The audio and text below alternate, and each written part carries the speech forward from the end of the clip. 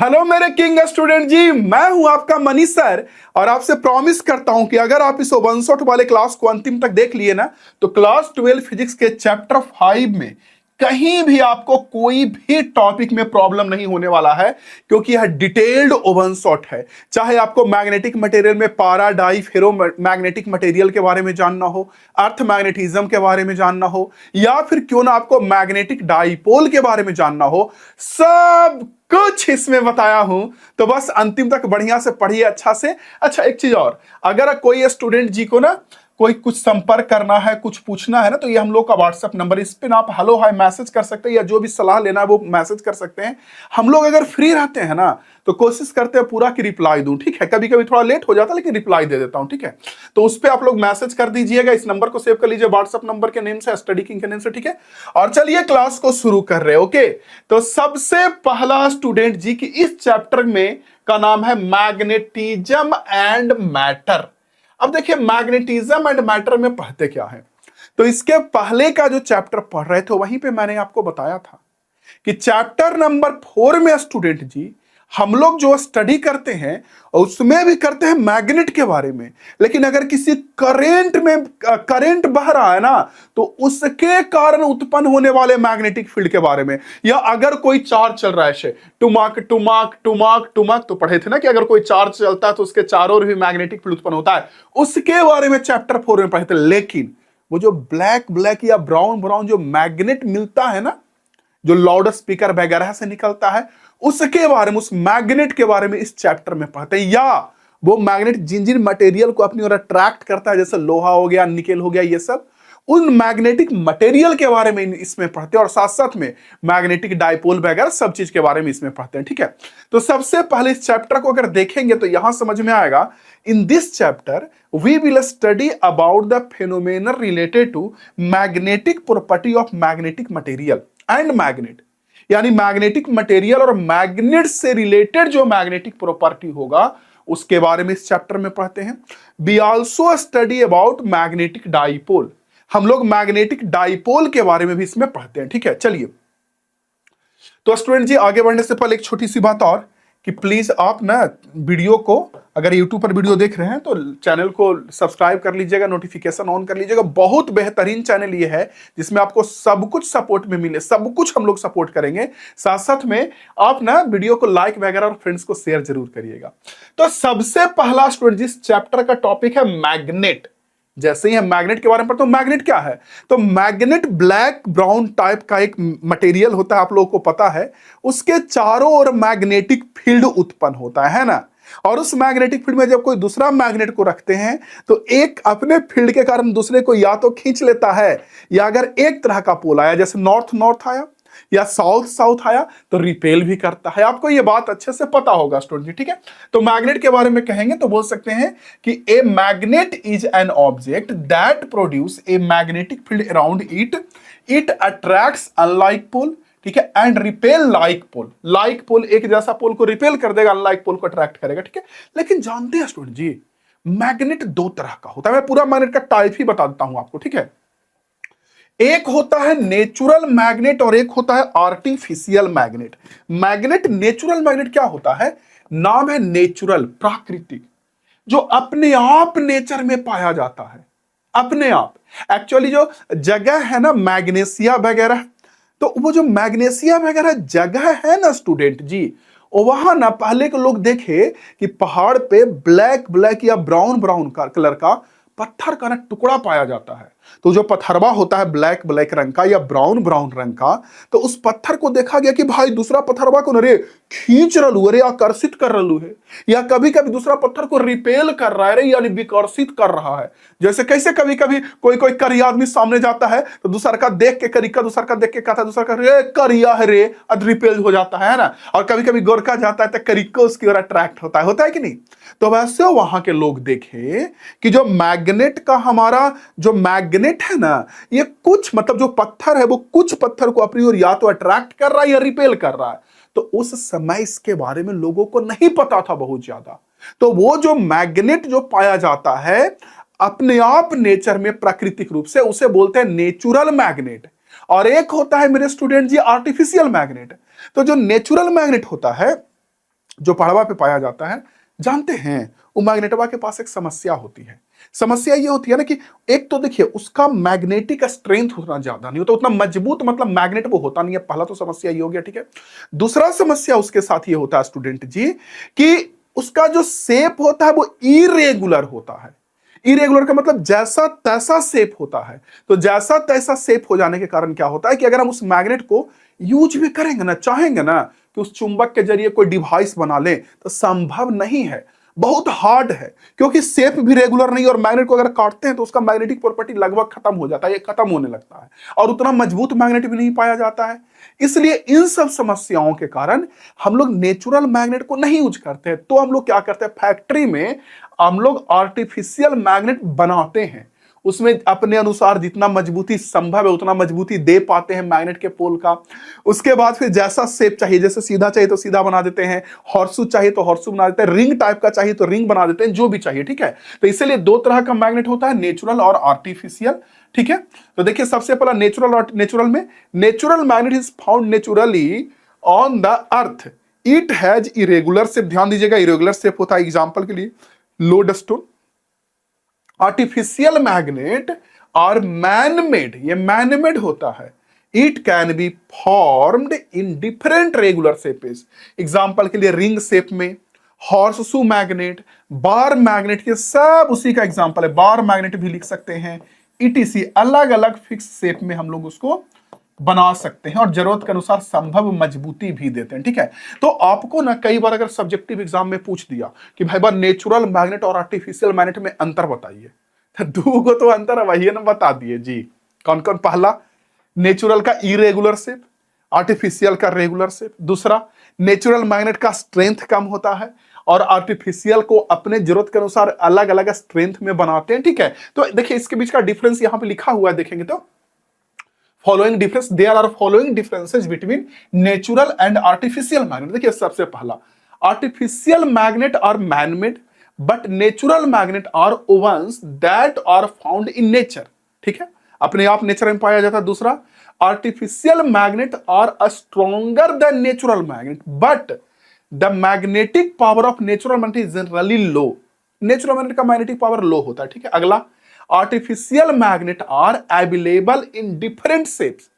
Artificial magnet different shape में available है and sizes, अलग अलग शेप और साइजेज में अवेलेबल है, but natural magnet have irregular shape और सम स्पेसिफिक शेप ओनली। मतलब इरेगुलर शेप होता है या कोई फिक्स शेप उतना नहीं होता, या कुछ कुछ फिक्स शेप में पाया जाता है नेचुरल। अगला, artificial magnets are available at any place और at any time. Artificial magnet है तो वो कहीं भी अवेलेबल हो सकता है, आपको जरूरत है जाइए बाजार में खरीद के ले आइए। और नेचुरल के लिए कहां जाइएगा? पहाड़ पे दौड़ने, है ना है ना। तो ये समस्या होती है इसके साथ। अगला कि देखिए इसका एग्जांपल क्या है, bar magnet, U shape magnet, horseshoe magnet and magnetic needle, magnetic needle और some example of artificial magnet. और लेकिन लोडस्टोन वगैरह होता है ना, और मैग्नेटिक मैग्नेटाइट, लोडस्टोन या मैग्नेटाइट, ये सब नेचुरल मैग्नेट का उदाहरण है। लेकिन नेचुरल मैग्नेट उतना यूजफुल नहीं हो पाता है, ठीक है स्टूडेंट जी। चलिए डिफरेंस समझ गए। अब थोड़ा सा ना नोट देख लीजिए और इलेक्ट्रोमैग्नेट के बारे में जानिए। देखिए नोट क्या है, नोट में ये लिखा हुआ है कि जैसे मैग्नेट जिन जिन मटेरियल को अपनी ओर खींचता है, जैसे लोहा को खींच लेता है अपनी ओर, आजा आजा आजा, निकेल को खींच लेता है अपनी ओर, आजा आजा आजा। तो मैग्नेट जिन जिन मटेरियल को अपनी ओर खींचता है ना, उन मटेरियल को बोलते हैं मैग्नेटिक मटेरियल। आपसे कोई बोलेंगे कि मैग्नेटिक मटेरियल क्या है, तो क्या बोलिएगा कि मैग्नेट जिन जिन मटेरियल को अपनी ओर खींचता है उसे बोलते हैं मैग्नेटिक मटेरियल।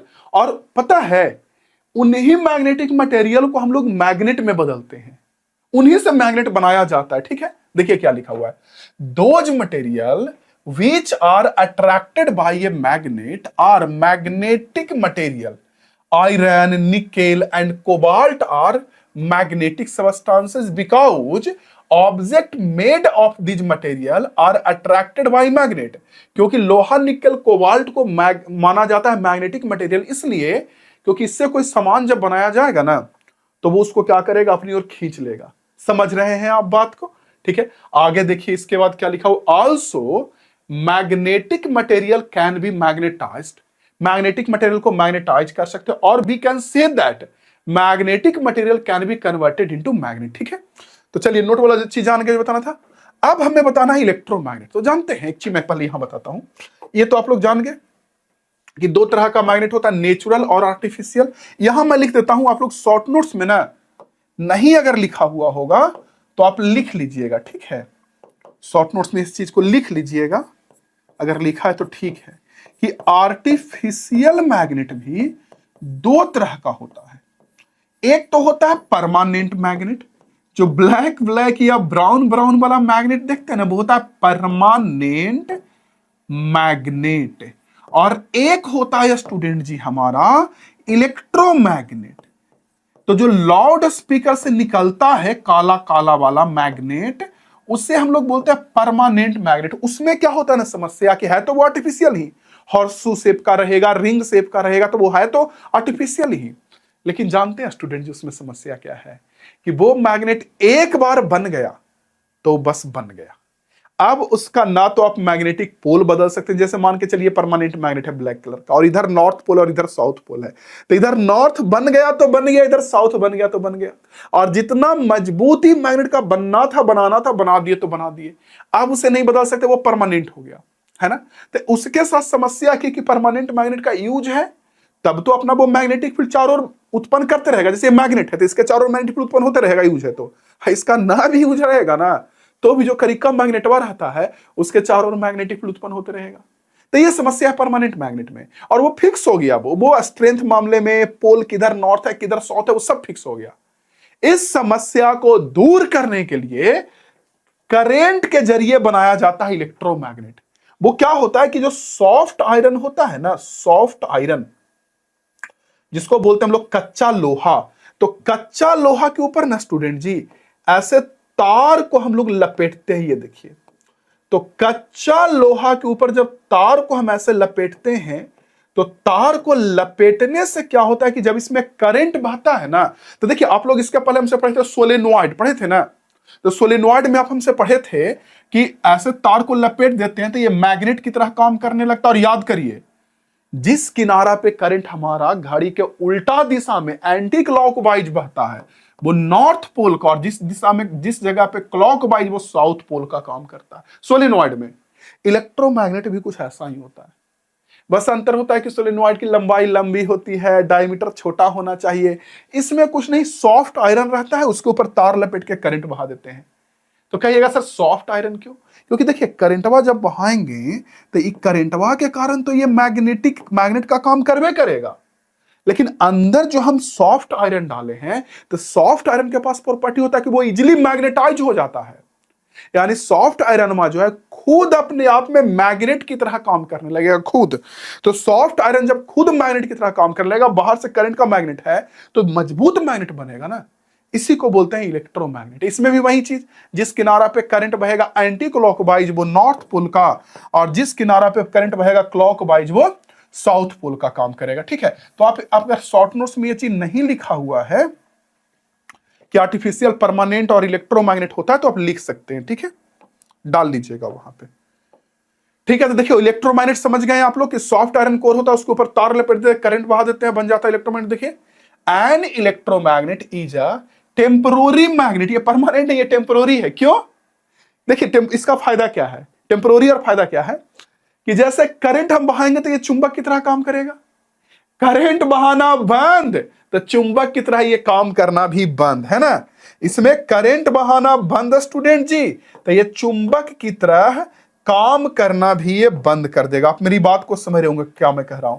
तो इलेक्ट्रोमैग्नेट का सबसे बड़ा फायदा ये हो गया, है ना, कि ये टेम्परोरी है। अच्छा, उसके बाद एक चीज और, इसमें अगर जो करंट वाइज करंट बहा रहे हैं, इस करंट की वैल्यू अगर हम बढ़ा दिए, तो जो करंट बहा रहे हैं इसमें, उस करंट का स्ट्रेंथ हम बढ़ा दिए, तो जैसे 10 एम्पियर था उसको 15 कर देंगे, 20 कर देंगे, तो करंट की वैल्यू अगर बढ़ा देंगे स्टूडेंट जी, तो उसके कारण जो मैग्नेट के पोल का स्ट्रेंथ था, वो स्ट्रेंथ भी तो बढ़ जाएगा ना स्टूडेंट जी।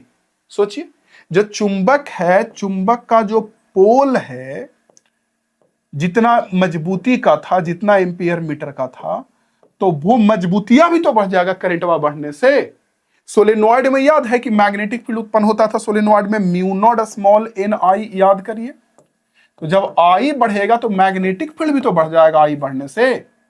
तो इसका एक और फायदा है कि हम लोग करंट बढ़ा के इसका मैग्नेटिक स्ट्रेंथ बढ़ा सकते हैं। अच्छा, और फायदा भी है, करंट जो अभी ऐसे बह रहा है हम उल्टा डायरेक्शन में करंट बहा देंगे, ऐसे ऐसे बहा देंगे, ऐसे जो जा रहा है इधर से वो इधर से ऐसे कर देंगे, तो जो नॉर्थ था वो साउथ बन जाएगा, नॉर्थ इधर था वो साउथ बन जाएगा, साउथ था वो नॉर्थ बन जाएगा। मतलब इसमें हम पोल को भी बदल सकते हैं। ये बात समझ में आई? इसमें हम इजिली में पोल को भी बदल सकते हैं, नॉर्थ को साउथ और साउथ को नॉर्थ। ठीक है, यहां लिखा है सॉफ्ट आयरन कोर, मैं लिख देता हूं सॉफ्ट आयरन कोर, यहां लिखा हुआ है स्टूडेंट जी CORE कोर। यहां लिखा है coil of insulated copper wire, coil of insulated copper wire. समझ गए हैं student ji? Coil of insulated copper wire ये लिखा हुआ है। क्लियर? चलिए, तो देखिए लिखा हुआ कि टेम्पररी मैग्नेट हो गया। अब लिखा हुआ that behaves as a magnet when an electric current is passed through the insulating copper wire and loses its magnetism when the current is stopped। मतलब करंट बहाएंगे तो ये मैग्नेट की तरह काम करेगा, करंट स्टॉप कर देंगे तो अपना मैग्नेटिज्म ये लॉस कर देगा, यानी चुंबक की तरह भांति नहीं काम करेगा। ठीक है, उसके बाद देखिए it has a soft iron piece called core, इसके पास सॉफ्ट आयरन पीस होता है जिसे कोर बोलते हैं, with an insulated copper wire bond on it. ठीक है, इसके ऊपर हम क्या करते हैं कि कॉपर वायर का इंसुलेशन बाउंड करते हैं। The end of the electromagnet at which the direction of, देखिए direction of electric current is anti clockwise, जिस एंड पे करंट एंटी क्लॉकवाइज बहेगा acts as the north pole, वो नॉर्थ पोल की तरह काम करेगा। And the end which the electric current is the clockwise direction acts as the south pole, जहां current clockwise बहेगा वो साउथ पोल होगा। ठीक है, अब इतना देर से हम जो बोल रहे हैं मैग्नेट का पोल, नॉर्थ पोल, साउथ पोल, तो भैया ये पोल होवत का है जी मैग्नेट में। तो बउआ जानत हैं जो चुंबकवा रहता है ना उसमें हर जगह मजबूती समान नहीं रहता है चुंबक का। जब लोहा के बुरादा में चुंबक को डालेंगे आयरन पाउडर में तो हर जगह समान मात्रा में लोहा नहीं चिपकेगा, बल्कि उस चुंबक में ना सबसे ज्यादा लोहा वहां चिपकेगा जहां मजबूती सबसे ज्यादा हो। जैसे किनारे में इधर नॉर्थ, इधर किनारे में साउथ, ये दोनों तरफ ना यहां पे सबसे ज्यादा लोहा चिपकता है क्योंकि यहां मजबूती सबसे ज्यादा होता है। तो चुंबक का वो वाला हिस्सा जहां पे सबसे ज्यादा मजबूती होता है उसको बोलते हैं पोल। और किसी भी चुंबक में दो पोल होता है, नॉर्थ पोल और साउथ पोल। ठीक है, समझे? और जानते हैं हम लोग एक नन्हा मुन्ना बालक है तो क्या सोचेंगे कि सर मनी सर अगर ये चुंबक है ना सर, यही सोचेंगे सर मनी सर अगर ये चुंबक है ना सर तो यहां किनारवा में नॉर्थ पोल होगा सर और यहां किनारवा में साउथ पोल होगा सर। हम लोग यही सोचेंगे ना, जबकि ऐसा नहीं होता स्टूडेंट जी। जो मैग्नेट का पोल होता है नॉर्थ और साउथ वो थोड़ा अंदर अंदर में होता है। ये देखिए यहां पे नॉर्थ पोल और यहां पे साउथ पोल। तो ये जो मैग्नेट का पोल के बीच की जो दूरी होती है उसे हम लोग नाम देते हैं मैग्नेटिक लेंथ। मैग्नेट का जो दोनों पोल होता है उसके बीच की जो दूरी होती है उसे बोलते हैं मैग्नेटिक लेंथ। ठीक है, और साथ साथ में मैग्नेट का जो रियल में जितना लंबाई होता है उसको बोलते हैं ज्योमेट्रिकल लेंथ। तो चलिए आप लोग कमेंट बॉक्स में बताइए कि बड़ा कौन होगा, मैग्नेटिक लेंथ या जियोमेट्रिकल लेंथ? मैग्नेटिक लेंथ या geometrical length? Geometrical length actually में रियल में मैग्नेट की लंबाई होती है और दोनों पोल के बीच का जो दूरी होता है उसे बोलते हैं हम लोग मैग्नेटिक लेंथ। ठीक है, कौन बड़ा होगा? ऑब्वियस सी बात, ज्योमेट्रिकल लेंथ बड़ा होगा, मैग्नेटिक छोटा होगा। तो जो मैग्नेटिक लेंथ होता है ना स्टूडेंट जी, ये ज्योमेट्रिकल लेंथ का 5/6 गुना होता है। ये देखिए 5/6 गुना। तो मैग्नेटिक पोल, और ये पढ़ लीजिएगा कि क्या गुना होता है, ये बोर्ड एग्जाम में पूछता है कई बार। चलिए आगे देखिए, अब हम लोग देखेंगे मैग्नेट का प्रॉपर्टी जिसमें कई सारा प्रॉपर्टी आप ऑलरेडी पहले से जानते हैं। जैसे सबसे पहला प्रॉपर्टी कि एक तरह का पोल एक दूसरे को रिपेल करता है। जैसे अगर नॉर्थ पोल हो और ये भी नॉर्थ पोल हो तो एक नॉर्थ पोल दूसरे नॉर्थ पोल को क्या करेगा कि आ कि जा रहे हो तुम दूर चले जाओ। क्या करेगा जी? एक नॉर्थ पोल दूसरे नॉर्थ पोल को, ये इसको इधर धक्का देगा और ये नॉर्थ पोल इसको धक्का देगा। वैसे ही अगर मैग्नेट का दो साउथ पोल हो, ये साउथ और ये साउथ, तो एक जो साउथ पोल है दूसरे को धक्का देगा जो, और ये साउथ पोल इसको धक्का देगा जो, तो एक साउथ भी दूसरे को धक्का देगा, एक नॉर्थ भी दूसरे को धक्का देगा। लेकिन अगर एक नॉर्थ हो और एक साउथ हो तो धक्का देने के बजाय ये अट्रैक्ट करेगा, है ना? क्लियर? और ये तो आप लोग समझते ही हैं इतना दिन से पढ़ते पढ़ते कि सेम पोल रिपेल करता है और उल्टा उल्टा पोल एक दूसरे को अट्रैक्ट करता है। ठीक है, दूसरा क्या है स्टूडेंट जी कि जानते हैं, दूसरा प्रॉपर्टी है कि जानते हैं कोई भी मैग्नेट है, अगर उस मैग्नेट को हवा में फ्रीली टांग देंगे, मतलब स्वतंत्र रूप से टांग देंगे ना, तो हमेशा नॉर्थ साउथ में रुकेगा। अगर मैग्नेट को घुमा के हम पूरा पश्चिम ईस्ट वेस्ट भी करके छोड़ दे तो कुछ देर बाद अपने अपने होते होते होते नॉर्थ साउथ ऐसे हो जाएगा, चुंबक हो ही जाता है, हो ही जाता है नॉर्थ और साउथ। अब देखिए इसके पीछे का वजह क्या है कि क्यों नॉर्थ और साउथ मैग्नेट हो जाता है, जरा समझने का प्रयत्न करिएगा। देखिएगा, जैसे मान के चलिए ये मैग्नेट होता तो बच्चा जी अर्थ के मैग्नेटिक फील्ड के कारण, बता देता हूं। तो मैग्नेट का एक नॉर्थ पोल होता है और एक मैग्नेट का साउथ पोल होता है, और इसको फ्री धागा से अगर टांग देंगे ऐसे करके, ऐसे ऐसे ऐसे ऐसे, तो ये जो मैग्नेटवा है ना स्टूडेंट्स, इसमें नॉर्थ पोल पृथ्वी के नॉर्थ डायरेक्शन में आ जाएगा, नॉर्थ पोल पृथ्वी के नॉर्थ डायरेक्शन में आ जाएगा। ओके, और जो साउथ पोल है ये अर्थ के साउथ डायरेक्शन में आ जाएगा। ठीक है, साउथ पोल हमारा किधर आ जाएगा, साउथ डायरेक्शन में आ जाएगा, नॉर्थ पोल हमारा नॉर्थ डायरेक्शन में आ जाएगा। ठीक है, रुकता है हमेशा।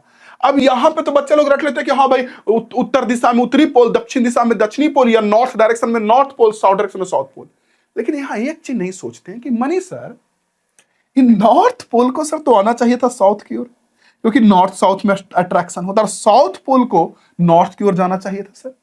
लेकिन ये जो नॉर्थ नॉर्थ की ओर गया सर, तो नॉर्थ नॉर्थ में तो रिपल्सन होता है सर, या साउथ जो साउथ की ओर गया सर, साउथ साउथ में तो रिपल्सन होता है सर। ये गड़बड़ी का है सर। ये गड़बड़ी ना है बच्चा, एक्चुअली क्या है ना, ये मैं नॉर्थ डायरेक्शन बोल रहा हूं, या ये ना मैं साउथ डायरेक्शन बोल रहा हूं।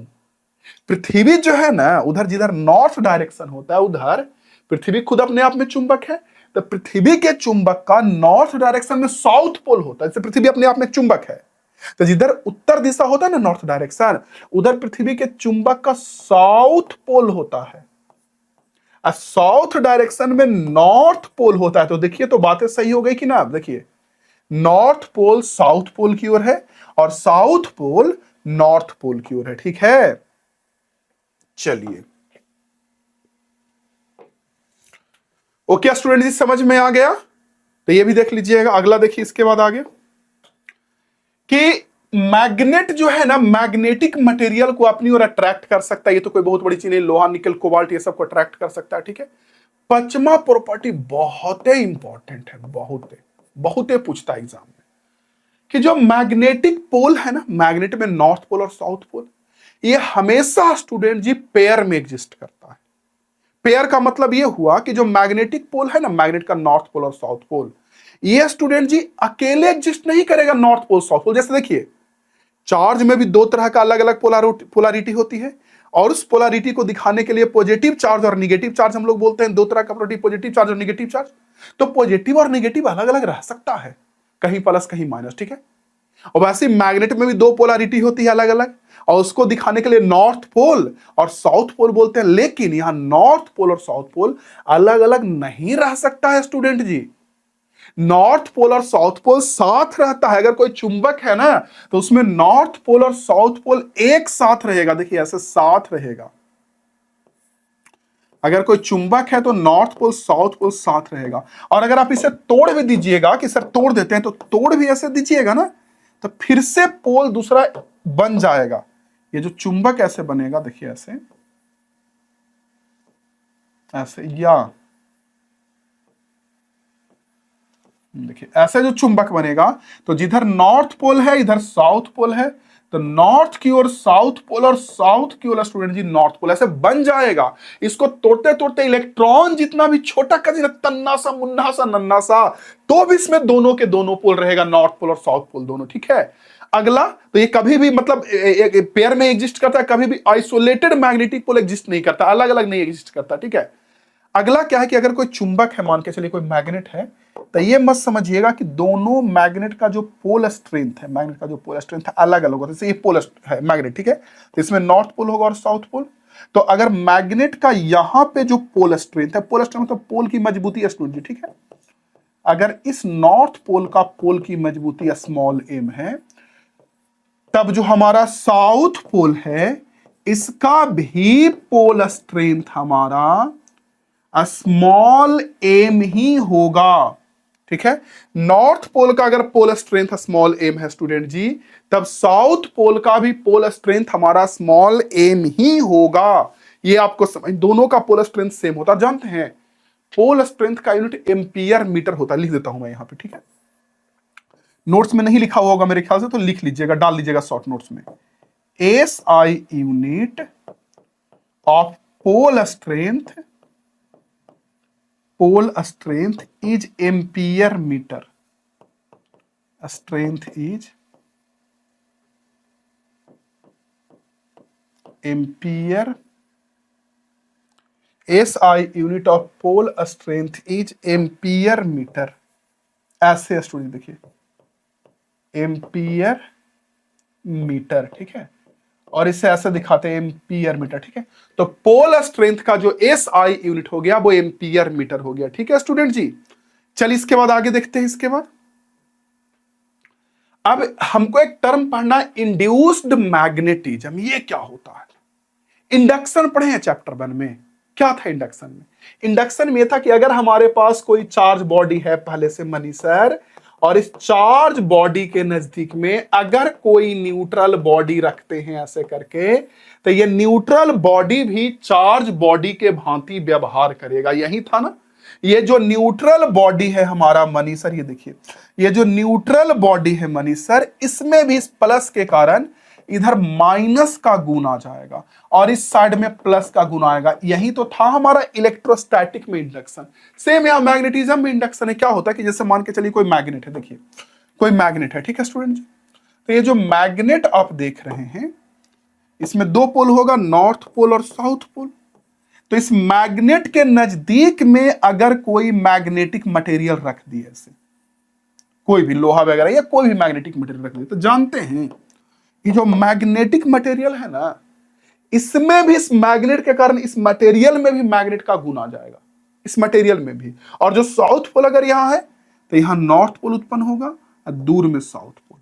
और वहीं अगर इधर रखते तो यहां नॉर्थ है तो यहां साउथ उत्पन्न होता। मतलब कि कहने का अर्थ ये हुआ, कहने का अर्थ ये हुआ कि नजदीक में उल्टा पोल, साउथ है तो नॉर्थ और दूर में साउथ। जैसे प्लस कर रहे हैं माइनस, इधर प्लस, वैसे यहां उत्पन्न। इसी को बोलते हैं इंड्यूस्ड मैग्नेटिज्म। आप पढ़ेंगे तो आपको समझ में आ जाएगा। हालांकि ना, जिन जिन स्टूडेंट्स के पास शॉर्ट नोट्स है बहुत अच्छा है, जिनके पास नहीं है कोई दिक्कत नहीं है, आप हमसे अवेलेबल करवा सकते हैं। हम लोग बता देंगे कि कहां मिलेगा, कैसे मिलेगा। नंबर जो बताएं उस पर या तो संपर्क कर लीजिए इस नंबर पे, और इस नंबर पे भी नहीं संपर्क करिएगा तो भी कोई इशू नहीं है स्टूडेंट जी। एक तरीका और है कि आप ना इसको पूरा पढ़ लीजिए और लास्ट में मैं पेज दिखा दूंगा, उसको देख के आप नोट कर लीजिएगा बढ़िया से, ठीक है। चलिए इसके बाद आगे देखिए। अब है कुलॉम्स लॉ इन मैग्नेटिज्म, यानी मैग्नेट में कुलॉम्स लॉ।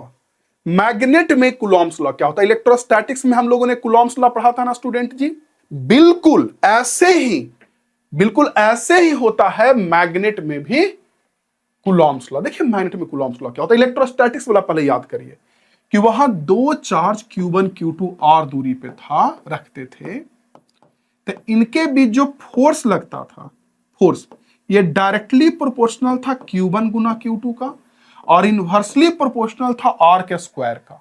और यहां बराबर करेंगे तो कोई कांस्टेंट एंट्री मारेगा, और कांस्टेंट जो एंट्री मारता स्टूडेंट जी वो 1/4 पाई एप्सिलॉन नॉट होता है। देखिए तो F बराबर हो गया 1/4 pi epsilon not Q1 Q2 by R square. देख रहे हैं, तो ये निकला हमारा कुलॉम्स लॉ इलेक्ट्रोस्टैटिक्स में। सिमिलरली यहां पे ना हम लोग पोल के बीच का फोर्स निकालते हैं। जैसे मानकर चलिए कि कोई मैग्नेट है ऐसे, ठीक है, और मैग्नेट में दो पोल है। एक पोल है स्टूडेंट जी नॉर्थ पोल, और दूसरा पोल मैग्नेट का हमारा है साउथ पोल।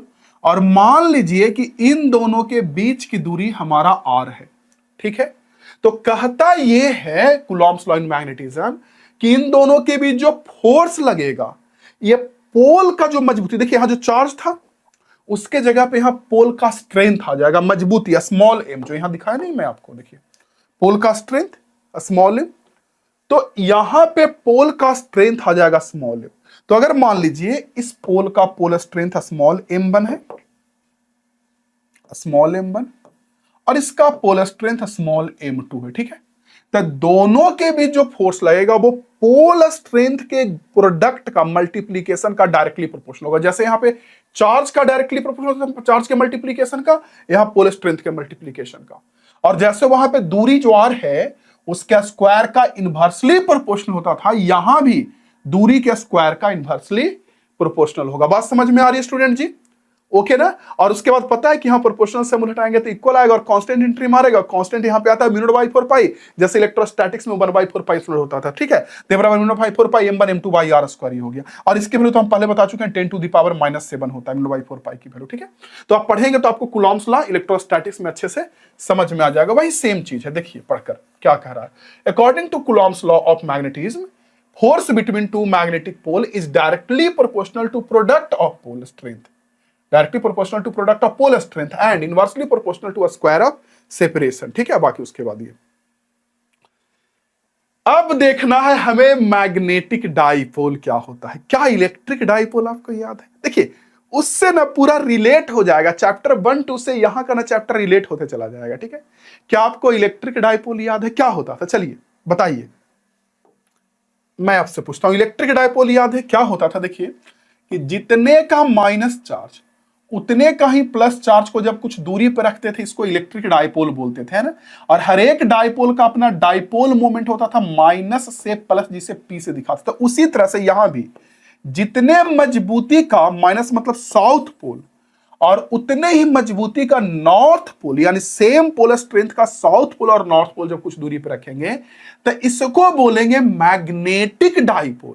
और जैसे इलेक्ट्रिक डाइपोल मोमेंट का डायरेक्शन माइनस से प्लस होता था, वैसे ही मैग्नेटिक डाइपोल मोमेंट का डायरेक्शन भी साउथ से नॉर्थ की ओर होगा। एम से दिखाते हैं, कैपिटल एम से, बड़े की एम से, ठीक है।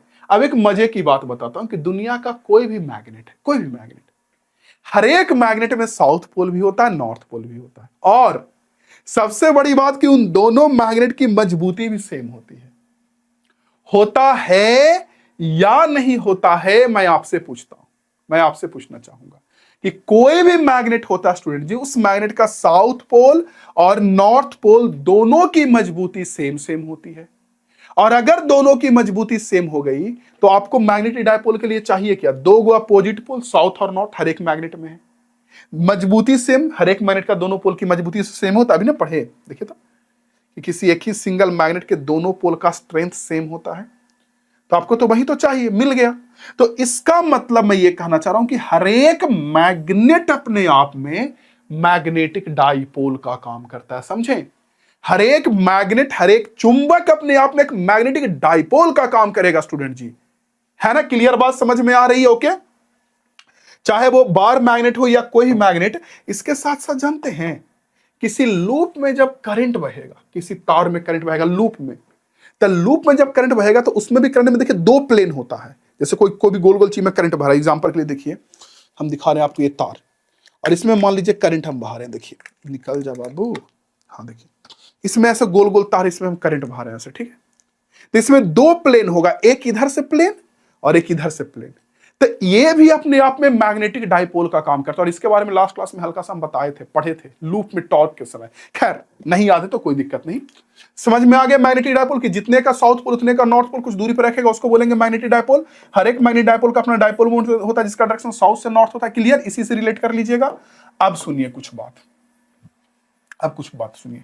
ये जो मैग्नेटिक डाइपोल मोमेंट होता है ना स्टूडेंट जी, ये पोल स्ट्रेंथ इनटू दूरी के बराबर होता है। दोनों में से किसी का एक का पोल का स्ट्रेंथ ले लीजिए और इसके बीच का जो दूरी है उससे गुना कर दीजिए, तो ये निकल जाएगा मैग्नेटिक डाइपोल मोमेंट। कोई भी एक पोल स्ट्रेंथ ले लीजिए और उसके बीच के दूरी से गुना कर दीजिए। तो इस तरह से मैग्नेटिक डाइपोल मोमेंट का यूनिट क्या होगा बताइए? पोल स्ट्रेंथ का तो एम्पियर मीटर होता है, अभी बताया, और दूरी का मीटर। यहां से सॉल्व करेंगे तो एम्पियर मीटर स्क्वायर यूनिट हो जाएगा। और जो मैंने अभी बताया कि कोई करंट, जब किसी लूप में करंट बहाते हैं तो ये भी अपने आप में मैग्नेटिक डाइपोल का काम करता है, क्योंकि देखिए लूप में अगर करंट बहेगा स्टूडेंट जी, तो क्या होगा ना कि इसमें भी मैग्नेटिक फील्ड एक तरफ से उत्पन्न होगा और ऐसे करके जाएगा मैग्नेटिक फील्ड। हम पहले पढ़ चुके हैं पिछला चैप्टर में, से जाएगा ना, तो आपको इधर से इधर जा रहा है, तो ये भी अपने आप में एक मैग्नेटिक डाइपोल का काम करेगा। और इसका जो डाइपोल मोमेंट होता है वो करंट इंटू एरिया, क्योंकि इसमें तो पोल साउथ नॉर्थ और दूरी वाली बात होगी नहीं, चुंबक में तो दूरी वाली बात हो जाएगी, है ना। तो यहां से यूनिट देखेंगे तो करंट का एम्पियर और एरिया का मीटर स्क्वायर, तो यूनिट बात तो वही आएगा ना जी, एम्पियर मीटर स्क्वायर या एम्पियर मीटर स्क्वायर।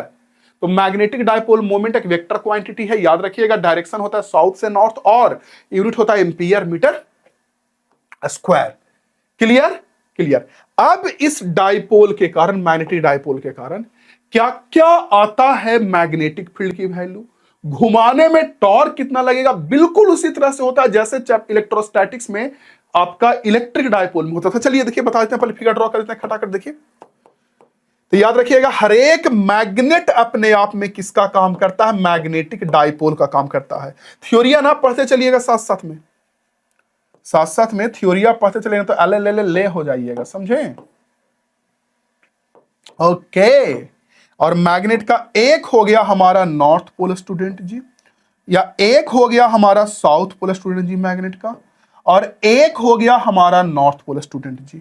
और इन दोनों को जो मिलाने वाली रेखा है, लाइन है, लाइन ऐसे ट्विन ट्विन ऐसे, हाँ, दोनों मैग्नेट को जो मिलाने वाली लाइन है ऐसे, उस लाइन को हम लोग बोलते हैं एक्सियल लाइन। दोनों पोल को मिलाने वाली लाइन, सॉरी, मैग्नेट के दोनों पोल को मिलाने वाली लाइन को हम लोग बोलते हैं axial line, AXIAL, axial line, ठीक है। और बीच के तो पॉइंट को तो बोलते हैं सेंटर ऑफ डाइपोल, और परपेंडिकुलर लाइन को इक्वेटर या इक्विटोरियल लाइन बोलते हैं, equatorial line, equatorial line, perpendicular line को, ठीक है, एक्सियल इक्वेटोरियल लाइन, ठीक है। अच्छा, मैग्नेटिक डाइपोल मोमेंट का जो डायरेक्शन होगा, अभी मैंने बताया कि साउथ पोल से नॉर्थ पोल, बिल्कुल निगेटिव से पॉजिटिव होता है, वैसे ही साउथ पोल से नॉर्थ पोल, एम से दिखाते हैं इसको। तो ये मैग्नेटिक डाइपोल मोमेंट का डायरेक्शन हो गया। समझ में आ गया स्टूडेंट जी? पढ़ेंगे तो आपको अच्छे से ये समझ में आएगा। देखिए, an arrangement of two magnetic pole of equal and opposite strength. देखिए, इक्वल और अपोजिट, एक नॉर्थ एक साउथ, ठीक है, सेपरेटेड बाय फाइनाइट डिस्टेंस, यानी कुछ दूरी पे जब सेपरेटेड हो उसको बोलते हैं मैग्नेटिक डाइपोल। एग्जांपल के लिए हर एक मैग्नेट अपने आप में मैग्नेटिक डाइपोल, और करंट का लूप भी मैग्नेटिक डाइपोल कहलाता है, ठीक है। अब हर एक मैग्नेटिक डाइपोल का अपना कुछ ना कुछ मैग्नेटिक डाइपोल मोमेंट होगा, वो किसके बराबर होगा?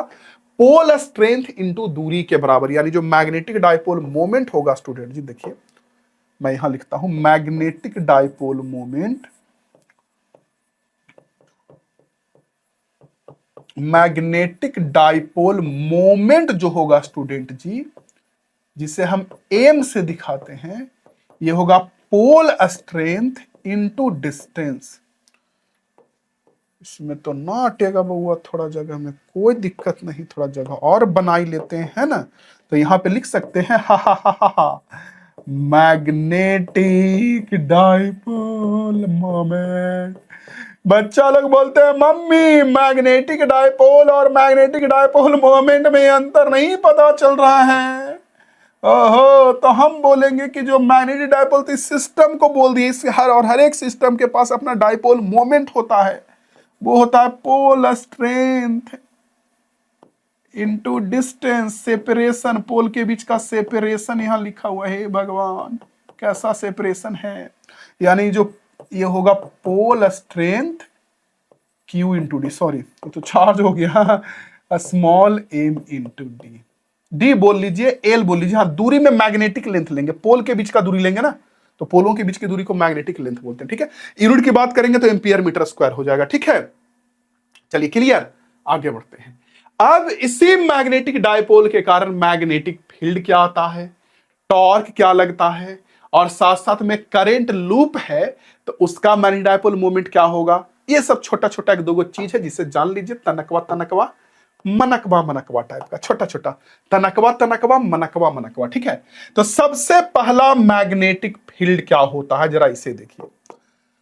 तो मैग्नेटिक डायपोल के कारण जो फील्ड होता है ना हमार बबुआ, एक सेकेंड, हाँ, मैग्नेटिक डायपोल के कारण जो फील्ड होता है ना हमार बबुआ, उसका अगर मान के चलिए एक तरफ साउथ पोल है और एक तरफ नॉर्थ पोल, और ये मैग्नेट के सेंटर से आर दूरी और थीटा कोण पर, मैग्नेट के सेंटर से आर दूरी और थीटा कोण पर अगर मैग्नेटिक डायपोल मोमेंट निकालना है, अगर स्टूडेंट जी, तो उसकी जो वैल्यू हो जाती है, आर दूरी थीटा कोण पे निकालना रहेगा, तो उसकी जो वैल्यू हो जाती है, जैसे देखिए इलेक्ट्रोस्टैट्स में क्या आता था, याद है कुछ कुछ, देखिए मैं बताता हूं, सुनिए। इलेक्ट्रोस्टैटिक्स में यानी कि इलेक्ट्रिक डायपोल में एक तरफ माइनस था एक तरफ प्लस था, और आपको याद होगा आर दूरी और थीटा कोण पर जो इलेक्ट्रिक फील्ड था वो था k p by r cube root under one plus 3 cos square theta, ठीक। तो यहां जो मैग्नेटिक फील्ड भी निकालेंगे, यहां के तो के रहेगा, बस अंतर रहे कि इलेक्ट्रोस्टैटिक्स में के ये होता था 1/4 पाई एप्सिलॉन, ठीक है, और यहां पे के होता है म्यू नॉट बाई 4 पाई, सब धन 22 पसरी नहीं है बच्चा, तो के हो गया के। पी था इलेक्ट्रोस्टैटिक्स में इलेक्ट्रिक डायपोल मोमेंट, उसके जगह पर यहां क्या आना चाहिए, मैग्नेटिक डायपोल मोमेंट एम, तो k m by r cube root under 1 plus 3 cos square, मतलब सेम, बस इलेक्ट्रिक डायपोल मोमेंट के जगह पर मैग्नेटिक डायपोल मोमेंट, और के की वैल्यू इलेक्ट्रोस्टैटिक्स में ये और यहां पे ये, ठीक है। चलिए, अच्छा, इसी के मदद से एक्सियल लाइन पर जब निकालेंगे मैग्नेटिक फील्ड, एक्सियल लाइन पे, तो एक्सियल लाइन के लिए थीटा 0 डिग्री रखेंगे भैया, ये दूरी थीटा एंगल पे निकालेंगे तो एक्सियल लाइन के लिए थीटा 0, तो यहां जब 0 रखेंगे तो k m by r cube, और यहां पे जब रखेंगे तो ओ 1 प्लस 3 कॉस स्क्वायर 0, कॉस 0 की वैल्यू 1, तो 1 प्लस 3, ओ 1 इंटू 3, 3 प्लस 1 4, 4 का रूट 2, तो आ जाएगा 2 के एम बाई आर क्यूब, देखिए ना 4 आ जाएगा अंदर में, 0 रखेंगे तो कॉस 0 1 होगा, तो 2, तो यहां पे आ जाएगा 2 के एम बाई आर क्यूब, ठीक है। और वहीं इक्वेटोरियल लाइन पे निकालेंगे तो थीटा 90 रखेंगे, कॉस 90 की वैल्यू 0, तो यहां से यहां 0 होगा, सिर्फ बचेगा अंदर में 1, 1 का रूट 1,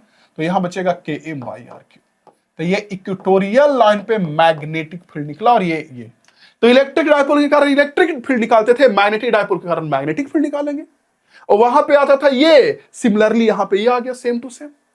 हाँ, एक चीज और मत भूलिए कि एक्सियल लाइन पर जो इलेक्ट्रिक फील्ड होता था वो इलेक्ट्रिक डायपोल मोमेंट की ओर होता था, माइनस से प्लस ऐसे था, है ना। तो यहां पे भी मैग्नेट ऐसे है ना, साउथ से नॉर्थ, डायपोल मोमेंट साउथ से नॉर्थ होता है, तो यहां भी एक्सियल लाइन पर जो मैग्नेटिक फील्ड होगा वो इधर होगा, यानी डायपोल मोमेंट के डायरेक्शन में, वहां पे इलेक्ट्रिक डायपोल मोमेंट के डायरेक्शन में, यहां मैग्नेटिक डायपोल मोमेंट के डायरेक्शन में, ठीक है। और इक्वेटोरियल लाइन पर जो होगा मैग्नेटिक फील्ड स्टूडेंट जी, वो इसके जस्ट उल्टा में इधर होगा, देख लीजिए, जिधर हमारा इलेक्ट्रिक डायपोल मोमेंट है उसके अपोजिट में, ठीक है। समझ गए होंगे आप हम क्या बोल रहे हैं। चलिए, अच्छा और भी बता दूं, चलिए और को पहले देख लीजिए, तो वहीं देख लीजिए पूरा मैग्नेटिक फील्ड लिखा हुआ है, एक बार पढ़ेंगे तो समझ में आ जाएगा। डायरेक्शन भी यहां लिखा हुआ है कि डायरेक्शन एक्सियल लाइन पे जो मैग्नेटिक फील्ड का डायरेक्शन होगा वो इधर होगा, इधर एक्सियल लाइन पे मैग्नेटिक फील्ड इधर होगा, बी एक्सियल, ठीक है। और इक्वेटोरियल लाइन पे जो मैग्नेटिक फील्ड होगा इधर होगा स्टूडेंट, बी इक्वेटोरियल, है ना। एक्सियल लाइन पे जो बी होगा वो कितना आएगा, 2 के एम बाई आर क्यूब। अब चाहे तो शॉर्ट नोट्स में ऐसे लिख सकते हैं, और यहां पे कितना आ जाएगा, के एम बाई आर क्यूब, चाहे तो लिख सकते हैं, ठीक है।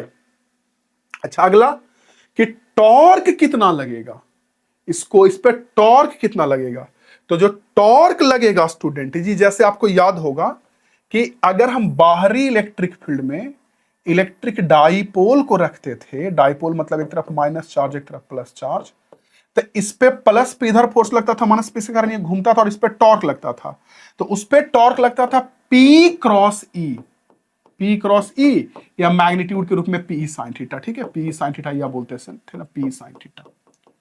तो यहां पे जो P था, वहां पे जो P था इलेक्ट्रिक डायपोल मोमेंट माइनस से प्लस, उसके जगह पे हम मैग्नेट आएगा और मैग्नेटिक डायपोल मोमेंट होगा, तो उसके जगह पे आ जाएगा एम। और जो इलेक्ट्रिक फील्ड बाहरी ई था, तो बाहरी मैग्नेटिक फील्ड में रखेंगे बी, तो यहां आ जाएगा एम क्रॉस बी, आ जाएगा टॉर्क की वैल्यू, या मैग्नीट्यूड की बात करें तो एम बी साइन थीटा। यहां पे टॉर्क हमारा एम बी साइन थीटा के बराबर लग जाएगा, ठीक है। चलिए इसके बाद फिर आगे देखिए, ये तो हो गया स्टूडेंट जी। आगे देखिए इसके बाद कि आपको थीटा वन एंगल पे अगर डाइपोल है, अच्छा एक चीज और इसमें, वहां याद है कि 0 डिग्री पे टॉर्क, 0 डिग्री पे डाइपोल स्टेबल इक्विलिब्रियम में था, 180 पे अनस्टेबल। यहां भी मैग्नेटिक डाइपोल 0 डिग्री पे स्टेबल और 180 पे अनस्टेबल इक्विलिब्रियम में होगा, ठीक है। चलिए आगे पढ़िए, इसके बाद आगे जानिए कि अगर थीटा वन एंगल पे डाइपोल होता था, थीटा टू तक घुमाते थे, थीटा वन से थीटा टू, तो घुमाने में जो वर्क डन आया था वो p E cos theta one minus cos theta two electric dipole में। तो यहां बर्डन आएगा P के जगह पर एम बी,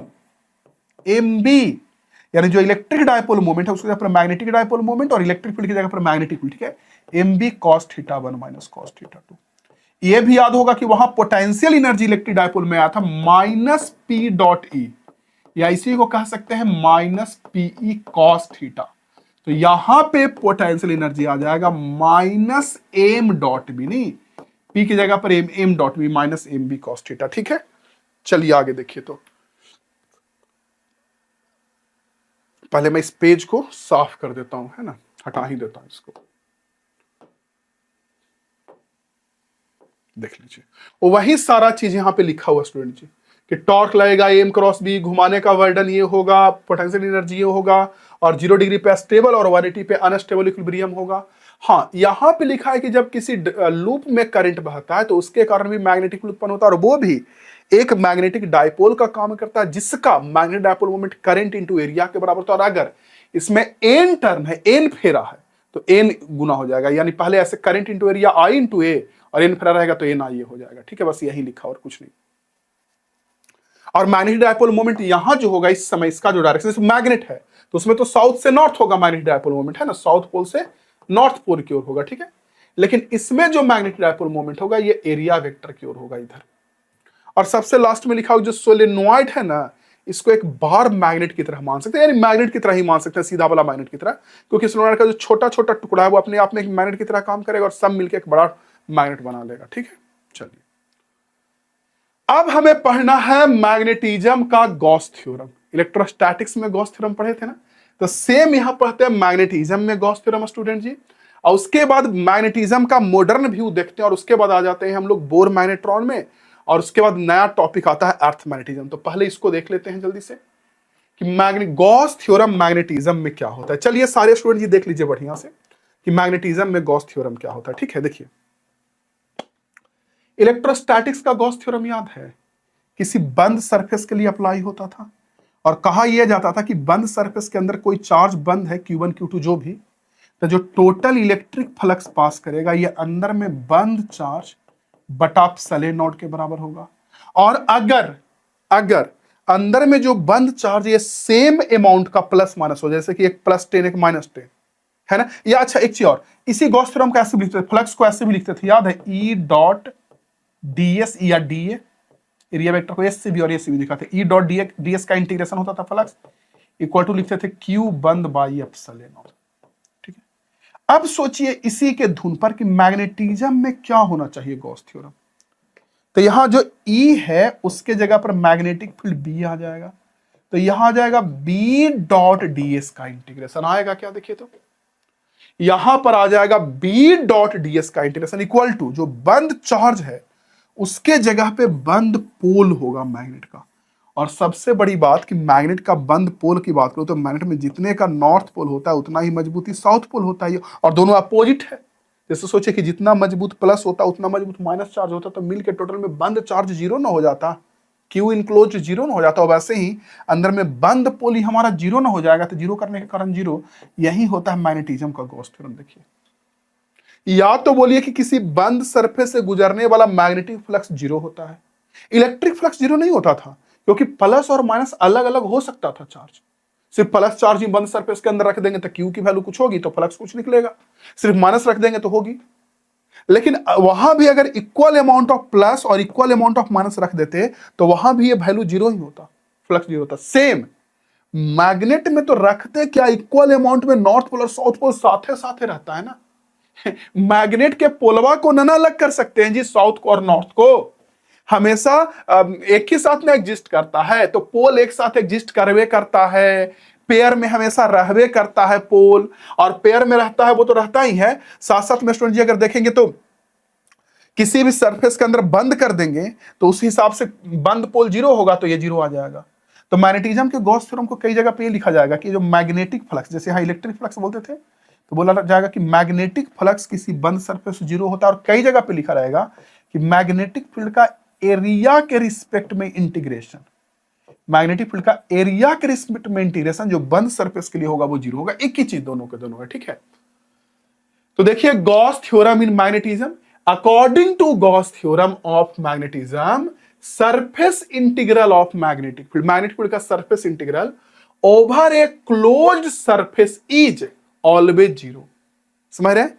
यानी कि इसका जो सरफेस, यहां पे इज अलग है, थोड़ा अलग कर लीजिएगा, देखिए एक साथ हो गया यहां पे, है ना। मैग्नेटिक फील्ड का सरफेस इंटीग्रल जो होगा वो ऑलवेज जीरो होगा। इससे दो तीन गो पॉइंट पता चलता है। सबसे पहला कि net magnetic flux through any close surface is zero. और मैग्नेटिक फ्लक्स होता क्या, हालांकि आगे पढ़ेंगे, लेकिन होता क्या है, किसी सरफेस से बाहर निकलने वाला लाइन और अंदर जाने वाला लाइन, किसी भी सरफेस से बाहर निकलने वाला इलेक्ट्रिक लाइन ऑफ फोर्स और अंदर जाने वाले इलेक्ट्रिक लाइन ऑफ फोर्स को, sorry magnetic line of force को मैग्नेटिक फ्लक्स बोलेंगे। तो अगर फ्लक्स जीरो है, इसका मतलब कि जितना लाइन बाहर निकल रहा होगा उतना अंदर जा रहा होगा, तभी तो टोटल लाइन जीरो होगा ना, ठीक है। तो वही लिखा हुआ अगला कि if a number of magnetic field line are leaving a close surface and equal number of field line must also entering the surface. इसका मतलब फ्लक्स जीरो का मतलब हुआ कि जितना लाइन निकल रहा होगा उतना आ रहा होगा। इसका मतलब हमेशा क्लोज लूप बनाता है मैग्नेटिक लाइन ऑफ फोर्स, इससे भी पता चलता है। और इससे एक चीज और पता चलता है कि फ्लक्स जीरो है, तो इसका मतलब कि अलग अलग नॉर्थ पोल और साउथ पोल नहीं हो सकता, तभी तो फ्लक्स जीरो है। नॉर्थ पोल साउथ पोल अलग अलग नहीं रह सकता, तभी तो टोटल बंद पोल जीरो हो जाएगा, तो फ्लक्स जीरो होगा। तो इससे यही सब कुछ कुछ पॉइंट का हमें पता चलता है, ठीक है। सरफेस के बाद इज लगा लीजिएगा, यहाँ पे थोड़ा है ना स्पेस, वहां पे देखिए पड़ेगा, ठीक है। चलिए आगे बढ़ते हैं। इसके बाद अब है मॉडर्न व्यू ऑफ मैग्नेटिज्म, कि मैग्नेटिज्म का मॉडर्न व्यू ये बताता है कि कोई भी मैग्नेट, आखिर मैग्नेट है क्यों, क्या वजह है। जैसे इसके पहले वाले चैप्टर में हमने क्या पढ़ा कि जब कोई भी चार्ज चलेगा तो उसके चारों ओर मैग्नेटिक फील्ड उत्पन्न होगा। और जानते हैं जो नए का जो मॉडर्न है तरीका मैग्नेट बताने का, वो यही है। वो ये कहता है कि जैसे कोई मैग्नेट है, वो तो बना हुआ इलेक्ट्रॉन है, प्रोटॉन वगैरह से, तो उसका इलेक्ट्रॉन भी, मैग्नेट के अंदर जो मटेरियल होगा, एटम होगा, उसका इलेक्ट्रॉन, और वो भी तो न्यूक्लियस के चारों ओर चक्कर काटता होगा। और वहां पे इलेक्ट्रॉन अगर न्यूक्लियस के चारों ओर चक्कर काट रहा है, तो उस चक्कर काटते हुए, यानी वो जो इलेक्ट्रॉन चल रहा है, उसका भी तो कुछ ना कुछ मैग्नेटिक डाइपोल होगा। और उसी, यानी कि वो भी तो मैग्नेट की तरह काम करेगा, करंट लूप की तरह काम करेगा। जो इलेक्ट्रॉन घूम रहा है चारों ऑर्बिट में, तो वो लूप ही ना हुआ करंट का से। तो अगर कहीं भी करंट बहेगा, ये करंट का लूप होगा, तो मैग्नेटिक फील्ड उत्पन्न होता है। तो मॉडर्न व्यू यही बताता है कि मैग्नेट के पीछे का वजह यही है, अंदर में इलेक्ट्रॉन का चक्कर। अब आप कहेंगे सर ये पेन तो मैग्नेट नहीं है, हाँ नहीं है। तो सर ये भी तो बना हुआ है एटम से, हाँ बना हुआ है एटम और मॉलिक्यूल से। तो सर इसके अंदर भी तो इलेक्ट्रॉन घूम रहा होगा, हाँ घूम रहा है। तो सर ये क्यों नहीं मैग्नेट है, और मैग्नेटवा मैग्नेट क्यों है ना, उसमें भी घूम रहा है सेम चीज। तो एक्चुअली क्या होता है स्टूडेंट जी, ये सब जो मटेरियल है जो मैग्नेट नहीं है, इसका एटम इस तरह से अरेंज्ड होता है ना कि एक दूसरे के मैग्नेटिक फील्ड को कैंसिल कर देता है। मान के चलिए कोई इलेक्ट्रॉन इस तरह से घूम रहा है कि उसका मैग्नेटिक फील्ड इधर की ओर है, या मैग्नेटिक डाइपोल मोमेंट इधर की ओर, ठीक है। तो कोई दूसरा इलेक्ट्रॉन इस तरह से घूमेगा कि जिसका इधर होगा, और वो एक दूसरे को कैंसिल कर देता है। लेकिन वही मैग्नेट में नहीं कैंसिल कर पाता, सब एक ही तरफ अरेंज्ड होता है। जैसे देखिए मैग्नेटिक मटेरियल जो होता है उसमें सब एक ही तरफ अरेंज हो जाता है, और जो मैग्नेटिक नहीं होता या अनमैग्नेटाइज्ड जो मैग्नेटिक मटेरियल होता है उसमें इस तरह से अरेंज होता है कि सबका मिलके net magnetic dipole moment zero होता है। अगर 11th में वेक्टर पढ़े होंगे तो पता होगा कि कोई वेक्टर ऐसे क्लोज लूप बनाता है तो उसका नेट वैल्यू जीरो आ जाता है, ठीक है। तो इस तरह से अरेंज होता है सारा एटम कि एक दूसरे के मैग्नेटिक डायपोल मोमेंट को कैंसिल कर देता है। याद रखेंगे स्टूडेंट जी मेरे, याद रखेंगे कि इस तरह से अरेंज होता है कि एक दूसरे के मैग्नेटिक डायपोल मोमेंट को क्या कर देता है, कैंसिल। ठीक है, चलिए स्टूडेंट जी देखिए, तो मैग्नेटिज्म का मॉडर्न व्यू देखिए क्या कहता है कि each atom behaves like a complete magnet. हर एक एटम अपने आप में एक मैग्नेट की तरह काम करता है, having a north and south pole of equal strength. ठीक है, the electrons revolving around the nucleus in an atom are equivalent to a small current loop which behaves as a magnetic dipole। कारण nucleus में जो घूम रहा है electron current के loop की तरह काम करेगा और वो मैग्नेटिक डायपोल होता है। ठीक है, अब कह रहा इन अनमैग्नेटाइज्ड सब्सटेंस, जो मैग्नेटाइज्ड नहीं होता है उसमें इस तरह से अरेंज होता है कि एक दूसरे को बैलेंस कर देता है क्लोज चेन बना के, ऐसे क्लोज चेन बना के, और जो मैग्नेटाइज्ड होता है उसमें बैलेंस नहीं कर पाता है। ठीक है, चलिए आगे देखिए, पढ़िएगा तो पढ़ लीजिएगा। एक होता है बोर मैग्नेट्रॉन। क्या होता है, तो अगर कोई भी इलेक्ट्रॉन ना पहला ऑर्बिट में घूम रहा होता है, एटम के पहले ऑर्बिट में, तो जब घूमेगा तो उसका कुछ ना कुछ मैग्नेटिक डायपोल मोमेंट होगा। हाइड्रोजन एटम में भी बोल सकते हैं कि हाइड्रोजन एटम में घूम रहा होगा। तो कोई भी इलेक्ट्रॉन अगर जो पहले ऑर्बिट में घूम रहा है, ठीक है, तो पहला ऑर्बिट में घूमते हुए इलेक्ट्रॉन का ना जो मैग्नेटिक डायपोल मोमेंट होगा उसी को बोलते हैं बोर मैग्नेट्रॉन। देखिए, it is defined as the magnetic dipole moment associated with, क्योंकि पता है ना कि न्यूक्लियस के चारों ओर अगर ऑर्बिट में इलेक्ट्रॉन घूमेगा ऐसे, देखिए ऑर्बिट में अगर इलेक्ट्रॉन ऐसे घूमेगा स्टूडेंट जी चारों ओर चारों ओर चारों ओर, देख रहे हैं आप? Yes sir. तो अगर ऑर्बिट में इलेक्ट्रॉन चारों ओर घूमेगा तो हमारे सारे स्टूडेंट जी को पता है कि अपने आप में ये इक्विवेलेंट करंट की तरह काम करेगा, लूप की तरह।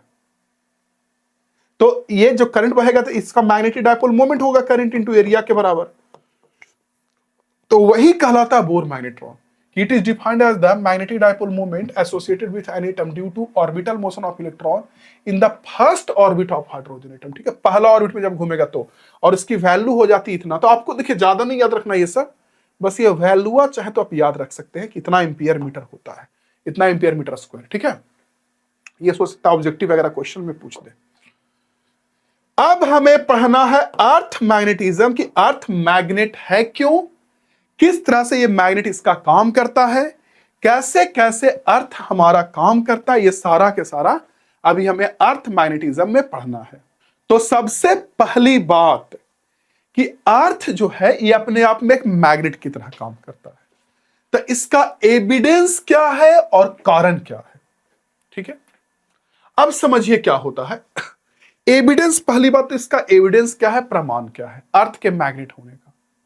तो एविडेंस तो यही है बउआ कि पृथ्वी पर कहीं भी जब चुंबकवा को लटकाते हैं धागा से और पूरा पश्चिम भी कर देते हैं तो वो अपने आप घूम के उत्तर दक्षिण आ जाता है। और पृथ्वी के हर जगह पर ऐसा होता है, यानी पक्का उत्तर दक्षिण की ओर फोर्स लग रहा होगा इस चुंबक पे। और ये फोर्स लगेगा कैसा चुंबक पे, किसके कारण लगेगा, मैग्नेट के कारण, दूसरे मैग्नेट के कारण। और पृथ्वी के हर जगह पे फोर्स लग रहा है, यानी कि पृथ्वी अपने आप में मैग्नेट है। पहला एविडेंस ये हो गया। दूसरा एविडेंस ये है स्टूडेंट जी, ऐसे कई सारा एविडेंस है। दूसरा एविडेंस ये है कि मैग्नेट के नजदीक में ना न्यूट्रल पॉइंट पाया जाता है। देखिए लिखा हुआ है neutral point are obtained on plotting the field of magnet. जैसे कोई दूसरा एक चुंबक है, कोई भी एक बार मैग्नेट है, ठीक है, तो इसके चारों ओर मैग्नेटिक फील्ड उत्पन्न होगा, टू इंटू इंटू या टू इंटू इंटू या टू इंटू इंटू या टू या टू या, इसके चारों ओर मैग्नेटिक फील्ड उत्पन्न होगा। जी सर, उत्पन्न होगा। तो होना तो चाहिए इसके चारों ओर मैग्नेटिक फील्ड। जी सर। और इसको काम करना चाहिए मैग्नेट की तरह। जी सर, काम भी करता है। लेकिन जानते हैं इसके कहीं कहीं पे ना न्यूट्रल पॉइंट पाया जाता है। न्यूट्रल पॉइंट मतलब जहां कुल मैग्नेटिक फील्ड जीरो है।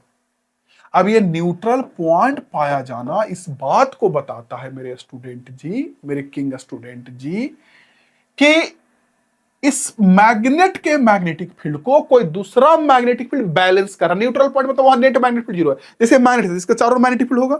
अब देखा गया कि कोई कोई ऐसा पॉइंट है जहां पे मैग्नेटिक फील्ड है ही नहीं, जीरो है, यानी कि इस मैग्नेट के मैग्नेटिक फील्ड को कोई दूसरा मैग्नेटिक फील्ड बैलेंस कर लिया, कैंसिल कर लिया, इक्वल मैग्नेटिक फील्ड और अपोजिट डायरेक्शन करके। तो आज ये पृथ्वी के हर जगह पे होता है। तो ये आया कहां से, यानी कि अर्थ अपने आप में मैग्नेटिक फील्ड है और वही अर्थ का मैग्नेटिक फील्ड इस मैग्नेट के मैग्नेटिक फील्ड को न्यूट्रल कर दे रहा है कहीं कहीं पे, वहां पे न्यूट्रल पॉइंट बन जा रहा है। ठीक है। और भी एविडेंस है कि अर्थ के अंदर ना अगर उत्तर दक्षिण करके कोई सॉफ्ट आयरन को दबा दीजिएगा बहुत लंबे समय तक, उसको फिर निकालिएगा, तो निकालने के बाद ना स्टूडेंट जी वो जो मैग्नेट है, सॉफ्ट आयरन है, वो अपने आप में एक मैग्नेट की तरह काम करने लगता है। ऐसे ही कई सारा पॉइंट्स है, ठीक है। चलिए, अच्छा, अर्थ मैग्नेटिज्म का कुछ कुछ एविडेंस होता है स्टूडेंट जी, की क्या क्या एविडेंस बता दिया। अब अर्थ मैग्नेट की तरह काम क्यों करता है, ये भी एक बात है। काउज क्या है इसका, देखिए वैसे तो सब लोग अपने समय में अलग अलग काउज बताते गए, लेकिन एक जो काउज ये है कि जो अर्थ है ना, वो आप लोगों को पता होगा कि जो निकेल या लोहा पिघल के अर्थ के अंदर, अर्थ ऊपर से सूख गया और अंदर से पूरा मेटल ना पिघला हुआ फॉर्म में अर्थ के अंदर है, सेंटर में, कोर में। तो अर्थ जब अपने एक्सिस पे घूमता है तो अंदर जो पिघला हुआ लोहा है, उसका आयंस है, उसका इलेक्ट्रॉन्स है अंदर में, वो भी घूमता है। और जब घूमेगा तो करंट बहेगा, और जब करंटवा बहेगा तो उस करंट के कारण ही अर्थ अपने आप में एक मैग्नेट की तरह काम करता है। देखिए लिखा हुआ है, the cause of earth magnetism is due to the circulating ion that are highly conducting in the core of earth which result in the formation of the current loop. यानी कि जो अंदर सर्कुलेट हो रहा है करंट आयन, उसके कारण current loop बन रहा है। This current loop are the reason behind the formation of earth magnetism. उसी कारण पृथ्वी अपना मैग्नेट की तरह काम करता है, ठीक है।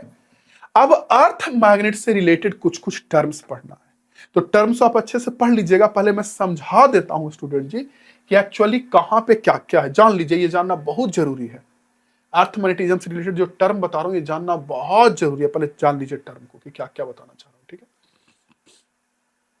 देखिए, जैसे मान लीजिए ना, समझ लीजिए पहले,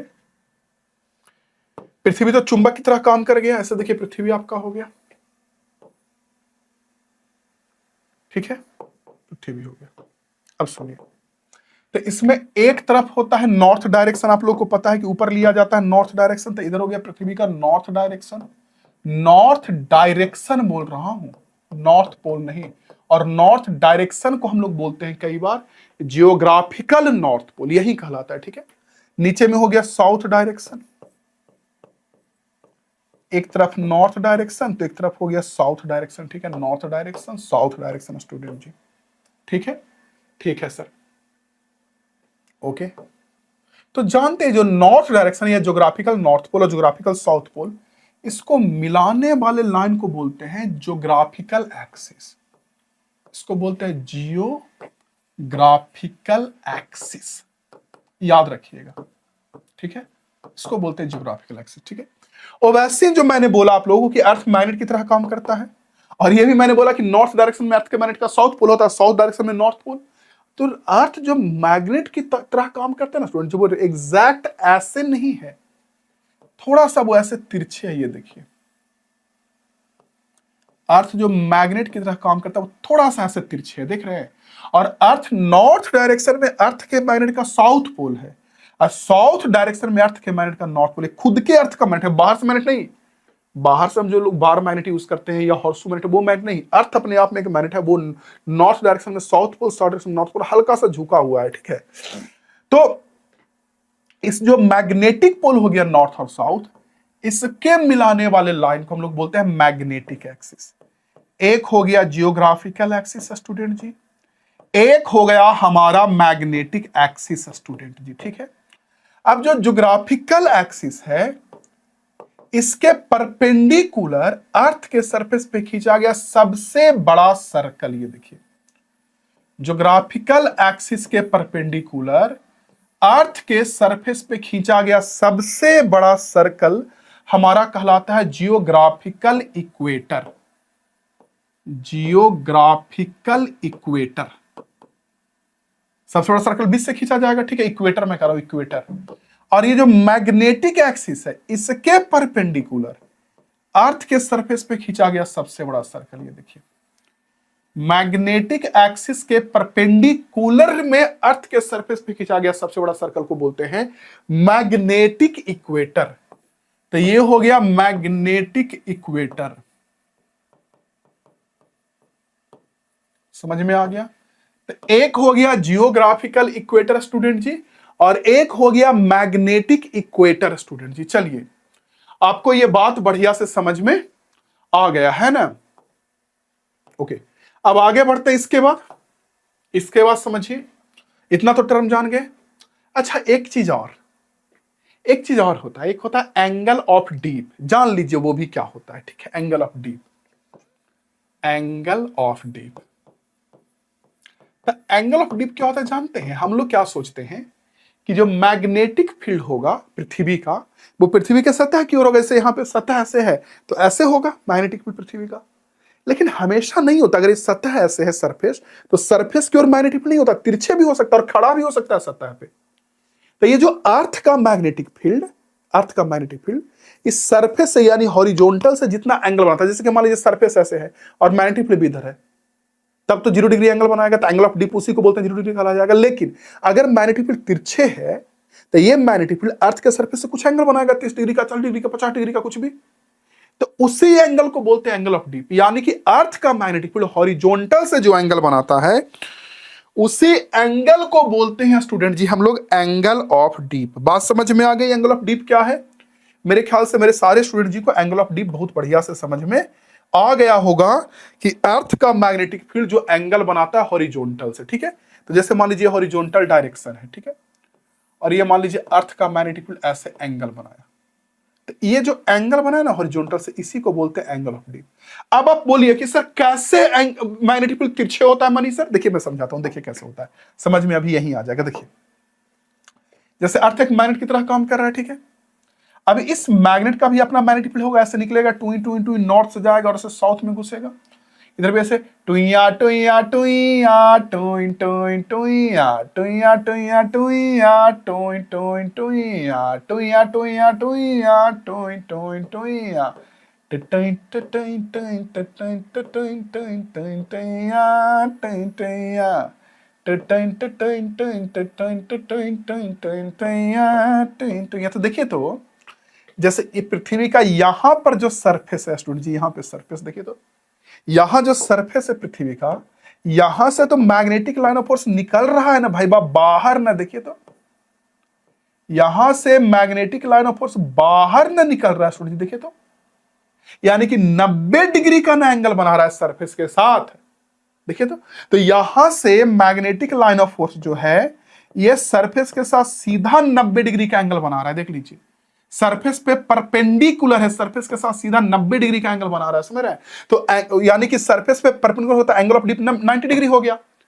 एंगल ऑफ डीप वही ना होता है कि सरफेस के साथ जो एंगल बनाता है, तो सरफेस पे तो परपेंडिकुलर हुआ, इसलिए यहां पे एंगल ऑफ डीप 90 डिग्री होता है, 90 डिग्री। और देखिए, और यहां पे बात करेंगे इक्वेटर पे, इक्वेटर है यहां पे, तो सरफेस ऐसे हुआ और मैग्नेटिक फील्ड भी ऐसे है, यानी कि यहां पर मैग्नेटिक फील्ड सरफेस के लॉन्ग है, तो यहां पे एंगल ऑफ डीप 0 डिग्री हो गया। और फिर यहां पे बात करेंगे तो magnetic line of force surface में आ रहा है, यानी फिर से सरफेस पे परपेंडिकुलर हुआ, तो यहां फिर से एंगल ऑफ डीप 90 डिग्री हो गया। यानी पोल पर एंगल ऑफ डीप 90 डिग्री का होता है और इक्वेटर पे 0 डिग्री का। पोल पे मैग्नेटिक फील्ड सरफेस पे परपेंडिकुलर होता है, इसलिए angle of deep 90 degree.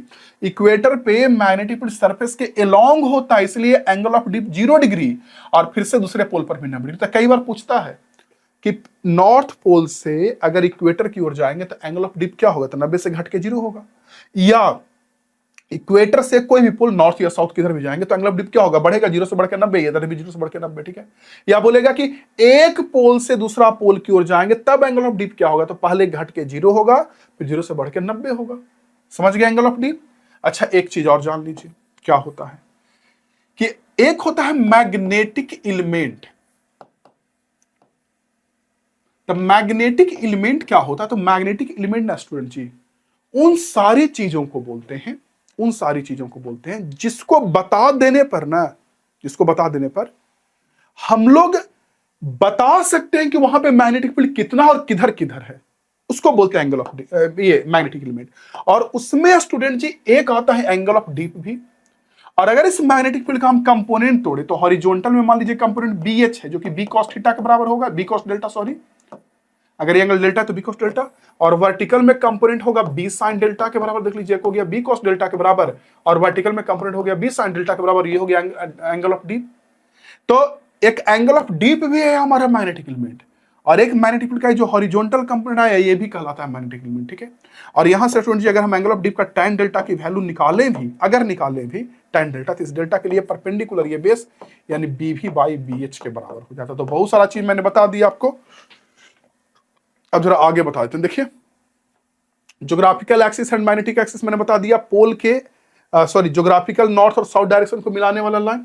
Geographical equator और मैग्नेटिक इक्वेटर बता दिया स्टूडेंट जी क्या होता है कि परपेंडिकुलर सर्कल ज्योग्राफिकल एक्सिस पे परपेंडिकुलर सर्कल कहलाएगा ज्योग्राफिकल इक्वेटर, मैग्नेटिक एक्सिस पे परपेंडिकुलर सर्कल मैग्नेटिक इक्वेटर।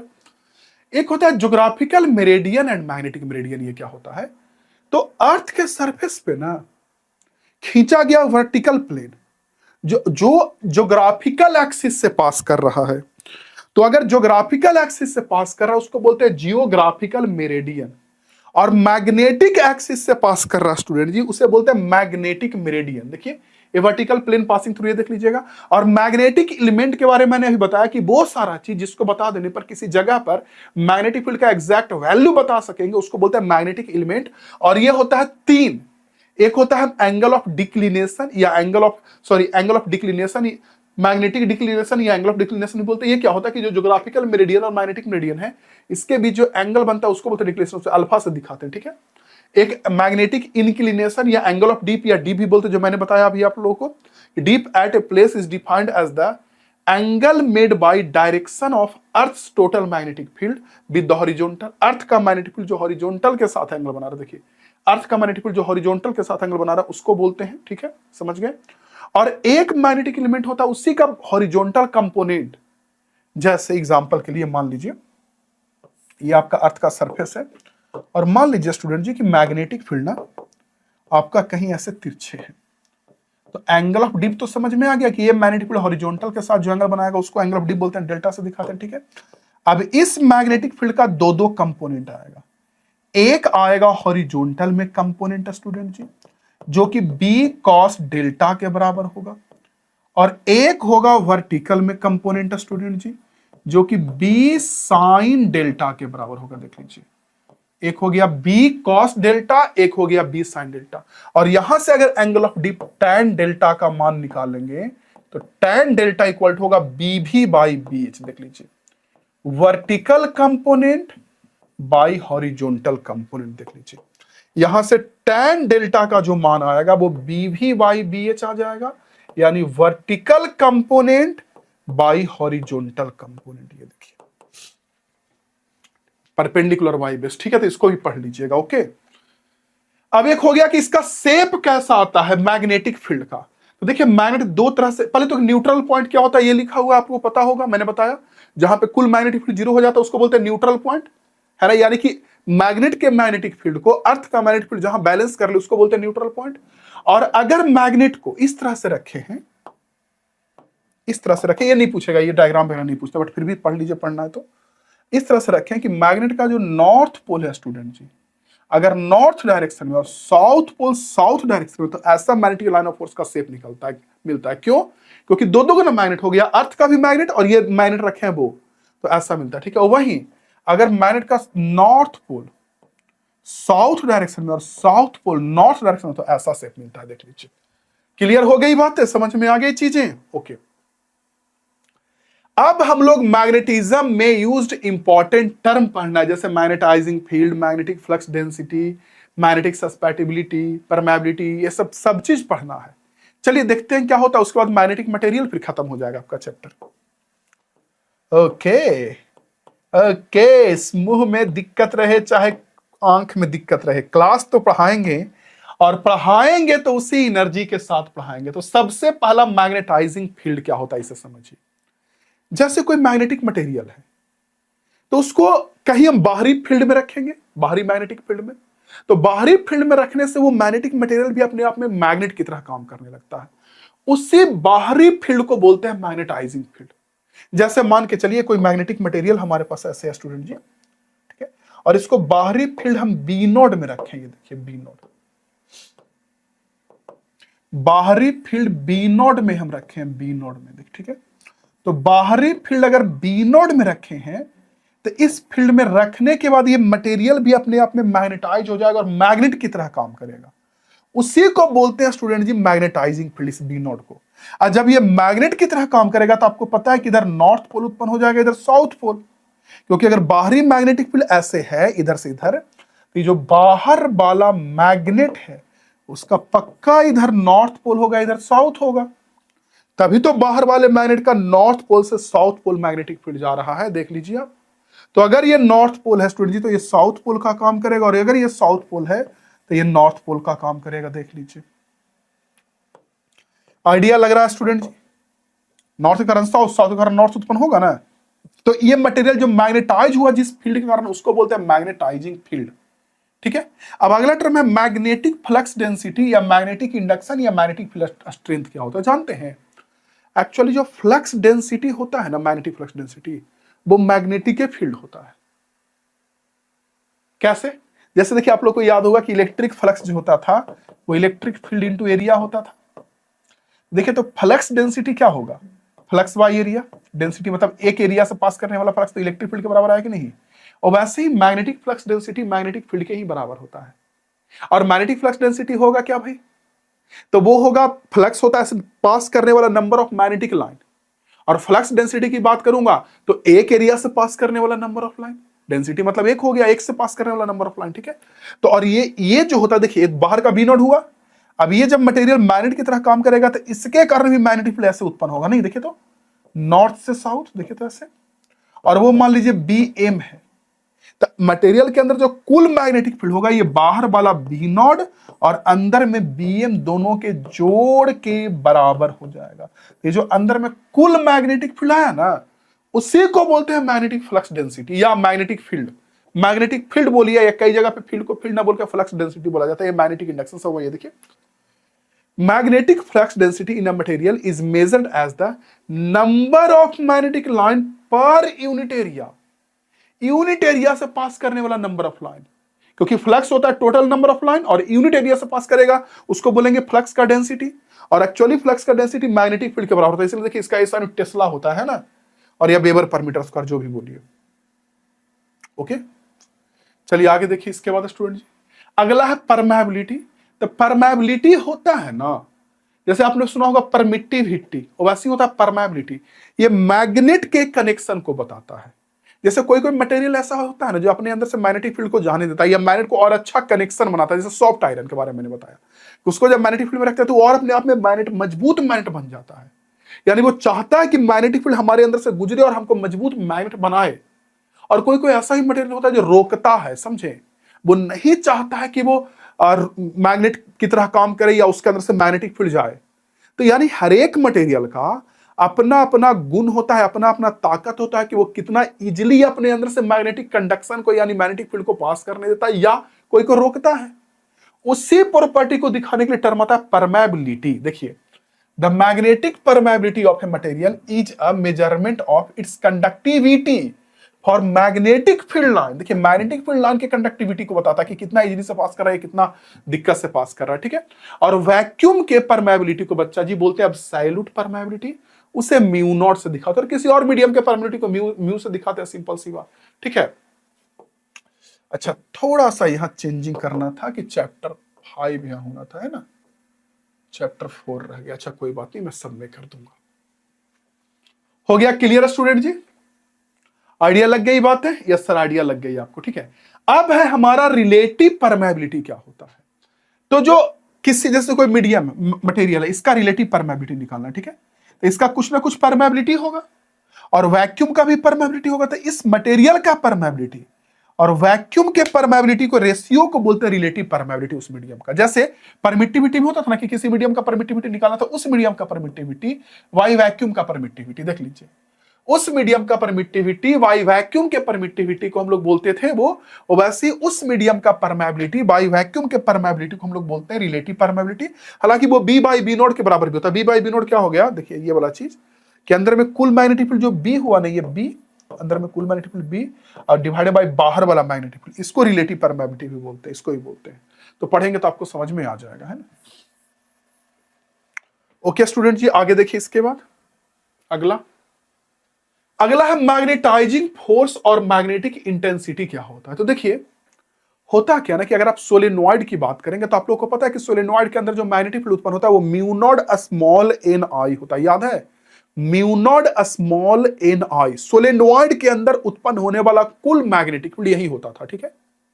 तो ये जो एन आई हुआ ना बेटा, एन आई, स्टूडेंट जी देखिएगा, तो ये जो एन आई एक्चुअली में है ना, ये मैग्नेटिक फील्ड उत्पन्न करने की चेष्टा है, और मटेरियल का म्यू यहां पे एक्चुअली में गुना हो गया, क्योंकि अलग अलग सबकी कंडक्टिविटी होती है।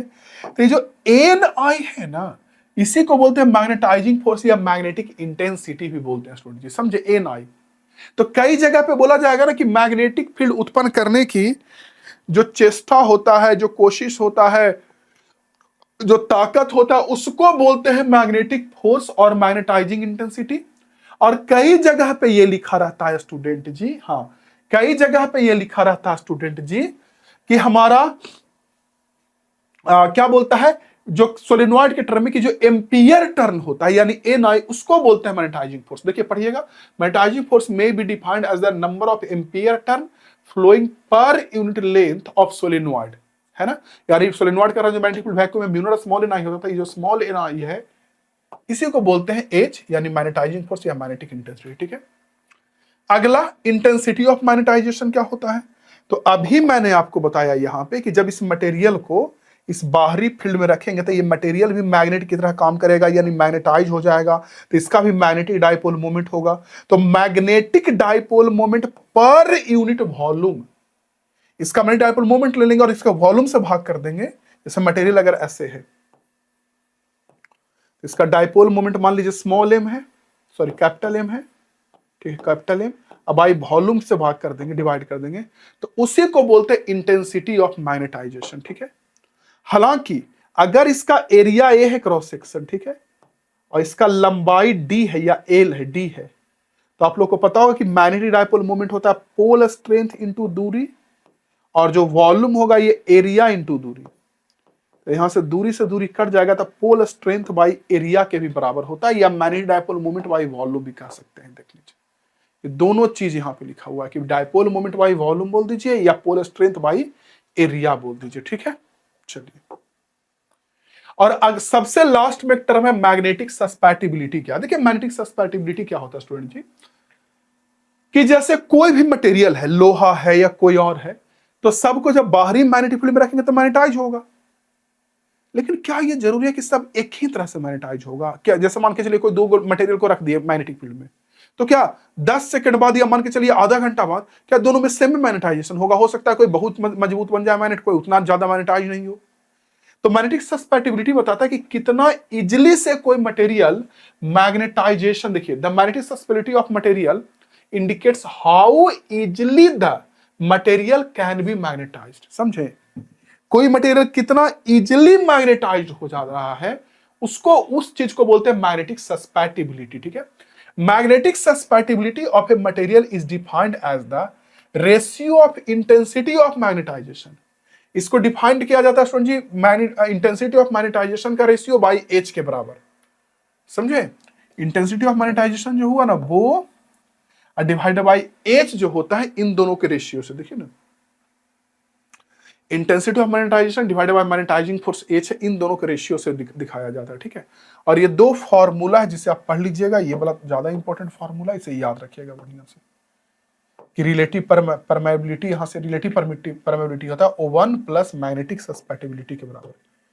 यहां से अलग अलग मटेरियल का मैग्नेटिक सस्पेटिबिलिटी निकालने में मतलब हेल्प मिलेगा, ठीक है? तो चलिए इतना नोट कर लिए तो बहुत अच्छी बात है। अब थोड़ा सा बस बचा है मैग्नेटिक मटेरियल, जिसमें आप लोग सुने होंगे पारा मैग्नेटिक, डाई मैग्नेटिक, फेरो मैग्नेटिक। चलिए उसे भी देख लेते हैं कि वो क्या होता है। तो देखिए स्टूडेंट जी, एक्चुअली में ना, जो हम इतना देर से बोल रहे हैं कि बाहरी मैग्नेटिक फील्ड में किसी मटेरियल को रखेंगे तो मैग्नेटाइज होगा, मैग्नेटाइज होगा, ऐसा नहीं होता, सब नहीं मैग्नेटाइज होता है। कोई कोई हर अपोज करता है मैग्नेटिज्म को, और कोई कोई सपोर्ट करता है, और कोई कोई बहुत सपोर्ट करता है। तो इसी के आधार पे मैग्नेटिक मटेरियल को तीन भाग में बांटा गया स्टूडेंट जी। देखिए तीन भाग में, पारा मैग्नेटिक, डाई मैग्नेटिक और फेरो मैग्नेटिक। तो देखिए फेरो तो आप लोगों को पता है, लोहा वगैरह, ये तो बहुत सपोर्ट करता है, क्योंकि तुरंत लोहा ना चाहता है कि मैग्नेट की ओर चले जाए या हाई मैग्नेटिक फील्ड में चले जाए, तो लोहा तो बहुत सपोर्ट करता है, ठीक है? तो फेरो बहुत सपोर्ट करता है, ठीक है? और जो पारा है ये भी उसी की तरह है। फेरो याद करने का तरीका देखिए, फेरोमैग्नेटिक, फारामैग्नेटिक। पारा को फारा बोलिए, फारामैग्नेटिक, फेरोमैग्नेटिक, तो दोनों ये भी मैग्नेटिक फील्ड को सपोर्ट करता है, चाहता है कि मैग्नेटिक फील्ड हमारे अंदर से ज्यादा जाए, हम सपोर्ट करें। लेकिन डाई मैग्नेटिक है ना, ये अपोज करता है। जैसे मैं आपको समझाता हूं बढ़िया से, अलग से देखिए, यहां पे समझाता हूं स्टूडेंट जी। देखिए यहां पे एक हुआ पारा, एक हो गया डाई, एक हो गया फेरो। तो पारा और जो डाई है ना, पारा और डाई, ये दोनों के दोनों बच्चा जी मतलब कि दोनों के दोनों ना मैग्नेटिक फील्ड को सपोर्ट करता है। बस अंतर है कि फेरो बहुत ज्यादा सपोर्ट करता है, ये कम सपोर्ट करता है। मतलब कि जब बाहरी मैग्नेटिक फील्ड में जब पारा मैग्नेटिक मटेरियल को रख देंगे ऐसे करके, तो ये पारा मैग्नेटिक मटेरियल मैग्नेटाइज तो होगा, नो डाउट, ये तो होना है। लेकिन जानते हैं कैसे होगा? ये हल्का सा मैग्नेटाइज होगा, और होगा मैग्नेटिक फील्ड के डायरेक्शन में ही। जैसे कि बाहरी मैग्नेटिक फील्ड है, तो इतना तो आपको समझ में आता होगा कि इधर नॉर्थ पोल होगा, इधर साउथ पोल, तभी बाहरी मैग्नेटिक फील्ड नॉर्थ से साउथ गया। तो अगर इधर नॉर्थ पोल है तो ये साउथ पोल की तरह काम करेगा, और ये साउथ पोल है। अरे अरे अरे अरे अरे अरे अरे अरे अरे, अपने आप क्या, ओ मच्छर बैठ गया। मच्छर बैठता तो अपने आप स्लाइड चेंज होने लगेगा, कई बार काट भी देता है बीचवा से। ओहो यार। तो मैं बोल रहा हूं कि बाहरी मैग्नेटिक फील्ड इधर से है तो इधर नॉर्थ होगा, इधर साउथ होगा, नॉर्थ से साउथ जाता है मैग्नेटिक फील्ड, ठीक है। तो अगर ये नॉर्थ है तो इधर साउथ पोल बनेगा, और ये साउथ पोल है तो नॉर्थ पोल। कहने का मतलब मैग्नेटिक फील्ड के डायरेक्शन में ये मैग्नेटाइज होगा, तभी तो नॉर्थ की ओर साउथ, साउथ की ओर सीधा हो रहा है ना, होना जो चाहिए वही हो रहा है ना। लेकिन डाई को रखिएगा तो ये उल्टा होगा। इसको रखिएगा ना, इसको रखिएगा तो बाहरी मैग्नेटिक फील्ड का अगर इधर नॉर्थ पोल इधर साउथ पोल है, तो नॉर्थ की ओर ये नॉर्थ बनेगा, साउथ की ओर साउथ, क्योंकि नहीं चाहता है कि मैग्नेट में जाए। तो नॉर्थ की तरफ नॉर्थ बनेगा तो नॉर्थ नॉर्थ में रिपल्सन होगा, तो दूर चला जाएगा ना। अब फेरो भी पारा की तरह ही, लेकिन बहुत ज्यादा स्ट्रॉन्ग होगा, ठीक है। चलिए एक चीज और जान लीजिए इसके बाद, कि इस मटेरियल को अगर टांग देंगे ऐसे धागा में बांध के पारा को, तो ये मैग्नेटिक फील्ड की ओर रहेगा। लेकिन डाई को जब टांगेंगे ना, तो डाई एक्चुअली में ऐसे हो जाएगा, मतलब मैग्नेटिक फील्ड के परपेंडिकुलर होगा, क्योंकि नहीं चाहता है मैग्नेटिक फील्ड की ओर जाए। और फिर फेरो भी तो पारा की तरह ही। बस देखिए, फेरो और पारा में यही अंतर है कि ये फीबली कमजोर रूप से मैग्नेटाइज होता है, वीकली, और फेरो बहुत ज्यादा मैग्नेटाइज होता है। और ये तो अपोज ही करता है, ये तो अपोज करता है फीबली, ठीक है। साथ साथ में जानते हैं, अगर ये पारा मैग्नेटिक मटेरियल को रखेंगे बाहरी मैग्नेटिक फील्ड में ऐसे, देखिए ऐसे फील्ड में रखेंगे ऐसे, तो क्या होगा कि जो बाहर से मैग्नेटिक फील्ड जा रहा है ना, उसको ये मटेरियल कोशिश करेगा कि हमें ऐसे खींचे, अपनी तरफ से ऐसे खींचेगा, चाहेगा कि कोई बाहर वाला भी फील्ड मेरे से होके जाए। मतलब कहने का अर्थ ये हुआ कि सपोर्ट करता है मैग्नेटिक फील्ड को, ये अर्थ हुआ। देखिए ये चाहता है कि हमारी ओर से ऐसे होके जाए, ठीक है। देख लिए, ये हमेशा चाहता है कि हम में होके जाए, ठीक है। तो ये होता है पारा। और उसके बाद बात करेंगे अगर फेरोमैग्नेटिक मटेरियल का स्टूडेंट जी, फेरो का, तो फेरो ही वही चाहता है। लेकिन डाई जो है ना, ये डाई से नजदीक भी जाता रहेगा तो ये दूर धक्का दे देगा ऐसे, ये हम में होके ना जाए ऐसे। मतलब हर तरह से ये अपोज करता है। वैसे ही डाई हमेशा रख देंगे मैग्नेटिक फील्ड में तो कम मैग्नेटिक फील्ड की ओर जाना चाहेगा, यानी कमजोर मैग्नेटिक फील्ड की ओर। जो पारा है वो ज्यादा मैग्नेटिक फील्ड की ओर जाना चाहेगा, यानी मैग्नेट के नजदीक जाना चाहेगा। फिर वो भी जाना चाहेगा ज्यादा मैग्नेटिक फील्ड की ओर, लेकिन ये दूर भागता है हमेशा। तो अंतर आपको समझ में आ रहा होगा कि मैं क्या क्या कहना चाह रहा हूं, जो क्या बताना चाह रहा हूं, जो अंतर आपको इतना देर में समझ में आ गया होगा, है ना।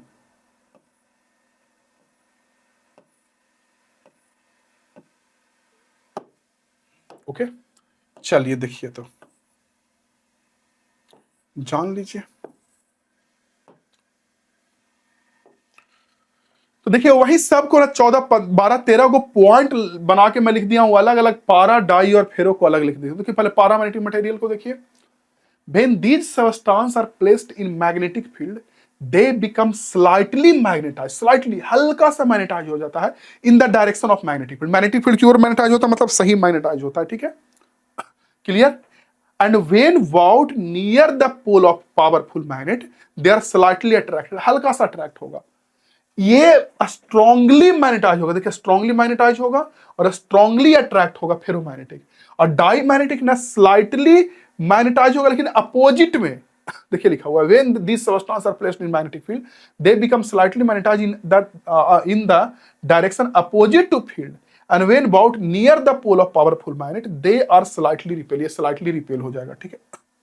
आगे देखिए वेन द मैग्नेटिक पोल, अच्छा इसके बारे में कि जब मैग्नेटिक पोल हटा देंगे तो ये अपना मैग्नेटिज्म खत्म कर देगा, ये भी अपना मैग्नेटिज्म खत्म होगा, डिसअपियर होगा, ठीक है। लेकिन फेरोमैग्नेटिक का ना कुछ ना कुछ मैग्नेटिज्म बच जाएगा, मैग्नेटिक पोल, मैग्नेट हटाने के बाद भी या मैग्नेटिक फील्ड से हटाने के बाद भी, ठीक है।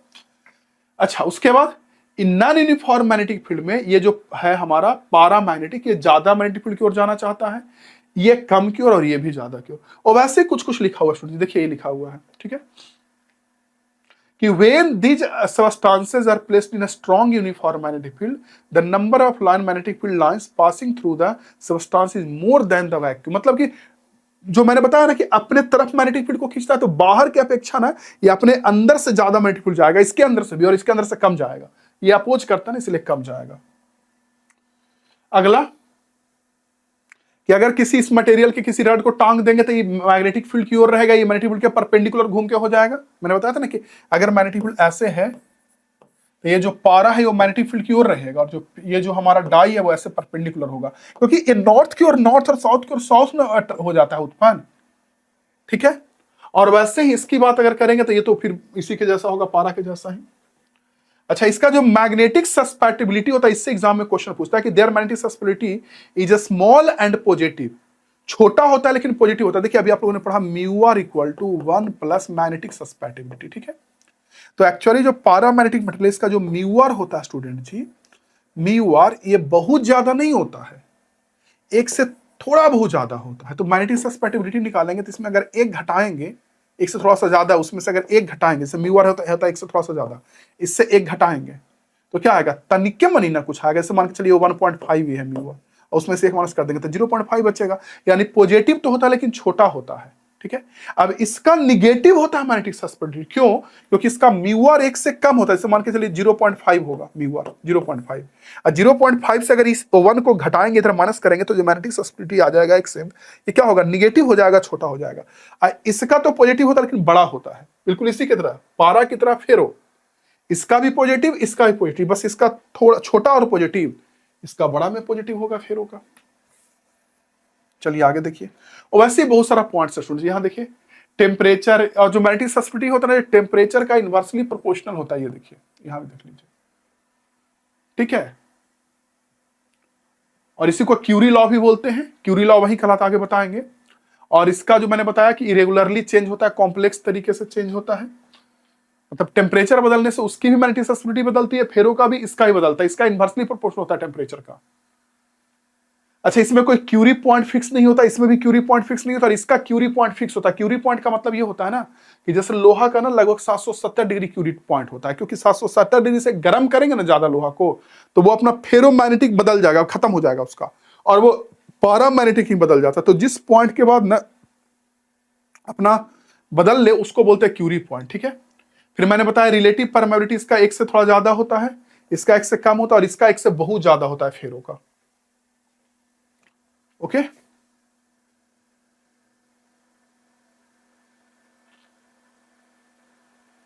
मैग्नेटिक इंटेंसिटी बढ़ाएंगे तो इसका मैग्नेटाइजेशन बढ़ेगा, वही लिखा हुआ देखिएगा, पढ़िएगा तो समझ में सब आ जाएगा, ठीक है। अगला, इसमें हिस्टेरेसिस नहीं पाया जाता, इसमें भी हिस्टेरेसिस, लेकिन इसमें हिस्टेरेसिस पाया जाता है। हिस्टेरेसिस क्या होता है हम बताते हैं, अभी बताएंगे, ठीक है। वैसे 11 नंबर भी देख लीजिए, लिखा हुआ है, पढ़िएगा तो समझ में आ जाएगा, पढ़िएगा तो आइडिया लग जाएगा, कोई बहुत बड़ी बात नहीं है।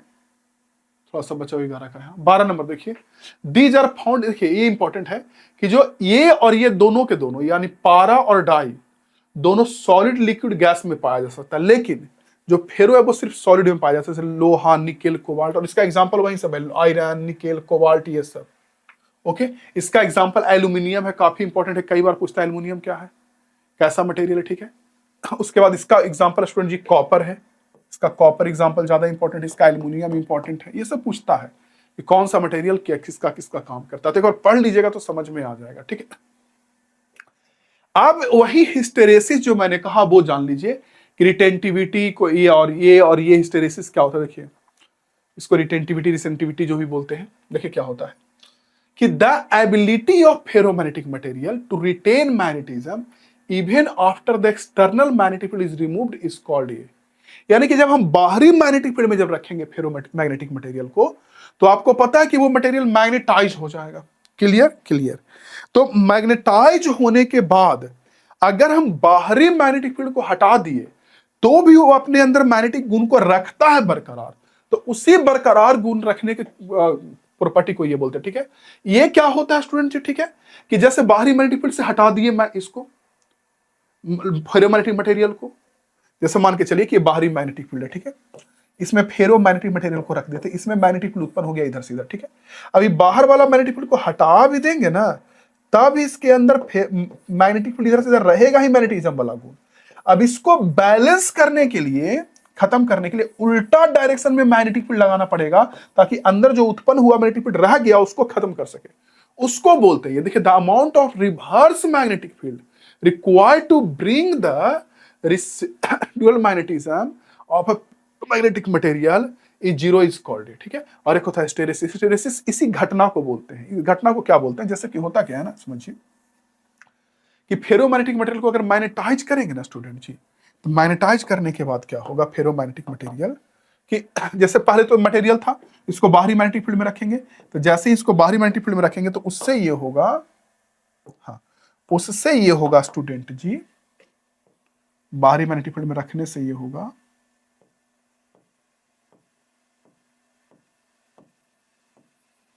ये होगा कि जैसे जैसे मैग्नेटिक फील्ड बढ़ाएंगे अंदर में मैग्नेटिज्म होगा, लेकिन जब हम उल्टा करेंगे ना, सोचेंगे कि जब हम H को कमा के जीरो कर दे तो कुछ ना कुछ मैग्नेटिक फील्ड बच जाएगा। ये देखिए उसके अंदर कुछ ना कुछ बच जाएगा, और यही जो बचा हुआ इसी को हम लोग ये बोलते हैं। देख रहे हैं, जब H जीरो हो गया तो कुछ ना कुछ I बच गया। अब उसको कम करने के लिए क्या करना पड़ेगा, हमें उल्टा डायरेक्शन में H लगाना पड़ेगा, और ये जो उल्टा डायरेक्शन में जो H लगाना पड़ रहा है उसी को ये बोलते हैं स्टूडेंट जी, ये वाला ये। अब फिर ग्राफ, ये तो इस ग्राफ को बोलते हैं हम लोग हिस्टेरेसिस। एक्चुअली ना सेम ग्राफ फॉलो नहीं होता। जैसे कोई मटेरियल को हम मैग्नेटाइज किए, मैग्नेटाइज हो गया फेरोमैग्नेटिक मटेरियल, अब चाहेंगे कि उल्टा तरफ अगर मैग्नेटिक फील्ड लगा देंगे और उसी रेट से वो डीमैग्नेटाइज हो, तो नहीं होता ऐसा। या मैग्नेटिक फील्ड जीरो कर दे तो उसी रेट से डीमैग्नेटाइज हो, तो नहीं होता है। वो अलग, जाते वक्त अलग, आते वक्त अलग ग्राफ को फॉलो करते। तो आपको ये ग्राफ याद रखना है ज्यादा। समझिए, देखिए क्या लिख रहा है, in a ferromagnetic material the magnetization does not follow the applied magnetic field instantly, उसको फॉलो नहीं करता है। The lagging of magnetization behind the applied magnetic field is called hysteresis. यानी कहने का मतलब जो हम मैग्नेटिक फील्ड लगाए उसका लैग करने लगता है। लैग करने का अर्थ ये हो गया कि हम लोग मैग्नेटिक फील्ड को जीरो कर दिए, फिर भी उसके अंदर कुछ ना कुछ मैग्नेटिक फील्ड बच गया, मटेरियल के अंदर आई बच गया। उसी घटना को, ये जो लैग हो रहा है, अलग अलग ग्राफ को फॉलो कर रहा है, उसी को बोलते हैं हिस्टेरेसिस, हिस्टेरेसिस लूप। एक है सबसे लास्ट में क्यूरी लॉ। स्टूडेंट जी, क्यूरी लॉ क्या होता है, देखिए कि क्यूरी लॉ कहता है कि जो हमारा पारामैग्नेटिक मटेरियल है, पारा, ठीक है, उसका जो मैग्नेटिक सस्पेटिबिलिटी होता है, यहां पे ये लिखा हुआ है, देखिएगा, ये substance is inversely proportional to its absolute temperature. Temperature का इनवर्सली प्रोपोर्शनल होता है, ठीक है। अब उसी से रिलेटेड दो तीन को पॉइंट है। पहला पॉइंट पढ़िए, the Curie temperature of a substance is the temperature below which it behaves as a ferromagnetic material and ever which it become paramagnetic. मतलब क्यूरी टेम्परेचर के नीचे जो फेरोमैग्नेटिक है वो फेरोमैग्नेटिक ही रहेगा, उसके ऊपर वो पारामैग्नेटिक बन जाता है, ठीक है, अपना फेरोमैग्नेटिक वाला गुण खत्म कर देता है। At this temperature the ferromagnetic property of magnetism suddenly disappear, खत्म हो जाता है, ठीक है। The Curie temperature is different for different material. जैसे क्यूरी टेम्परेचर फॉर स्टील के लिए 770 डिग्री, आयरन के लिए क्यूरी टेम्परेचर ऑफ निकेल का 360 डिग्री, और कोबाल्ट का 1100 डिग्री। 1100 डिग्री के बाद जो से ज्यादा गर्म कर देंगे कोबाल्ट को तो वो बन जाएगा फेरोमैग्नेटिक, सॉरी वो बन जाएगा हमारा पारामैग्नेटिक। या स्टील को इससे गर्म कर देंगे तो पारा, या हमारा निकेल को इससे 360 डिग्री से गर्म कर देंगे ज्यादा तो वो पारा बन जाएगा, ठीक है। चलिए अगला देख लीजिए स्टूडेंट जी, क्या है कि the process of destroying the magnetism of a magnetic substance is called demagnetization. Demagnetization क्या होता है कि कोई मैग्नेटिक सबस्टेंस है, उसके मैग्नेटाइजेशन को खत्म करना बोलता है डीमैग्नेटाइजेशन। इसको कैसे किया जाता है, देखिए, if a magnet is hammed, है ना, हैमर्ड, मतलब उसको मारा जाता है, और heated above the Curie temperature, its magnetization is completely loss. तो इसी घटना को बोलते हैं demagnetization. I hope student ji कि आपको बढ़िया से ये पूरा समझ में आ गया होगा। एक बार बढ़िया से पढ़ लीजिएगा, एक से दो बार पढ़िएगा ना तो कोई दिक्कतें ना है, फिर पूरा के पूरा समझ में आ जाएगा, ठीक है। अब मैं आपको जल्दी से नोट्स दिखा देता हूं, जितने भी पेजेस हैं उसका जल्दी जल्दी नोट्स देख लीजिए। और आप अगर आपके पास शॉर्ट नोट्स है तो ठीक है, नहीं है तो एक बार इस नंबर पे संपर्क करिएगा, आपको मैं बता दूंगा कि कहां कहां पे हम लोग बता देंगे टीम की कहां मिलेगा या कैसे मिलेगा, ठीक है।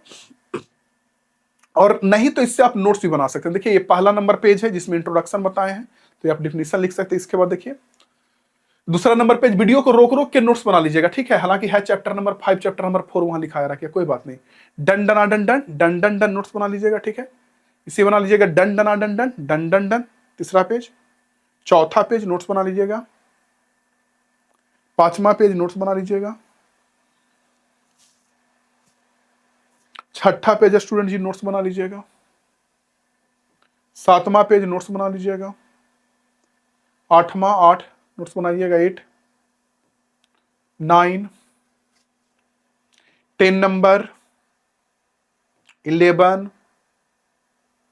12 13 14 15 16 17 18 19 20 21 22 23 24 25 26 27 28 29, रोक रोक के नोट्स बना लीजिएगा, ठीक है। 30 31 32। तो मिलते हैं आप लोगों से नेक्स्ट क्लास में, अगले चैप्टर में। बस अच्छे से पढ़िए, वीडियो को लाइक करिएगा, फ्रेंड्स में शेयर करिएगा। आपके सपोर्ट की हमें बहुत जरूरत है और वो आप लोग दिल से करते होंगे, ठीक है। कमेंट भी करिएगा अच्छा अच्छा सा, कि मुझे काफी अच्छा लगे। थैंक यू स्टूडेंट जी। मिलते हैं आप लोगों से अगले क्लास में। जय हिंद, वंदे मातरम।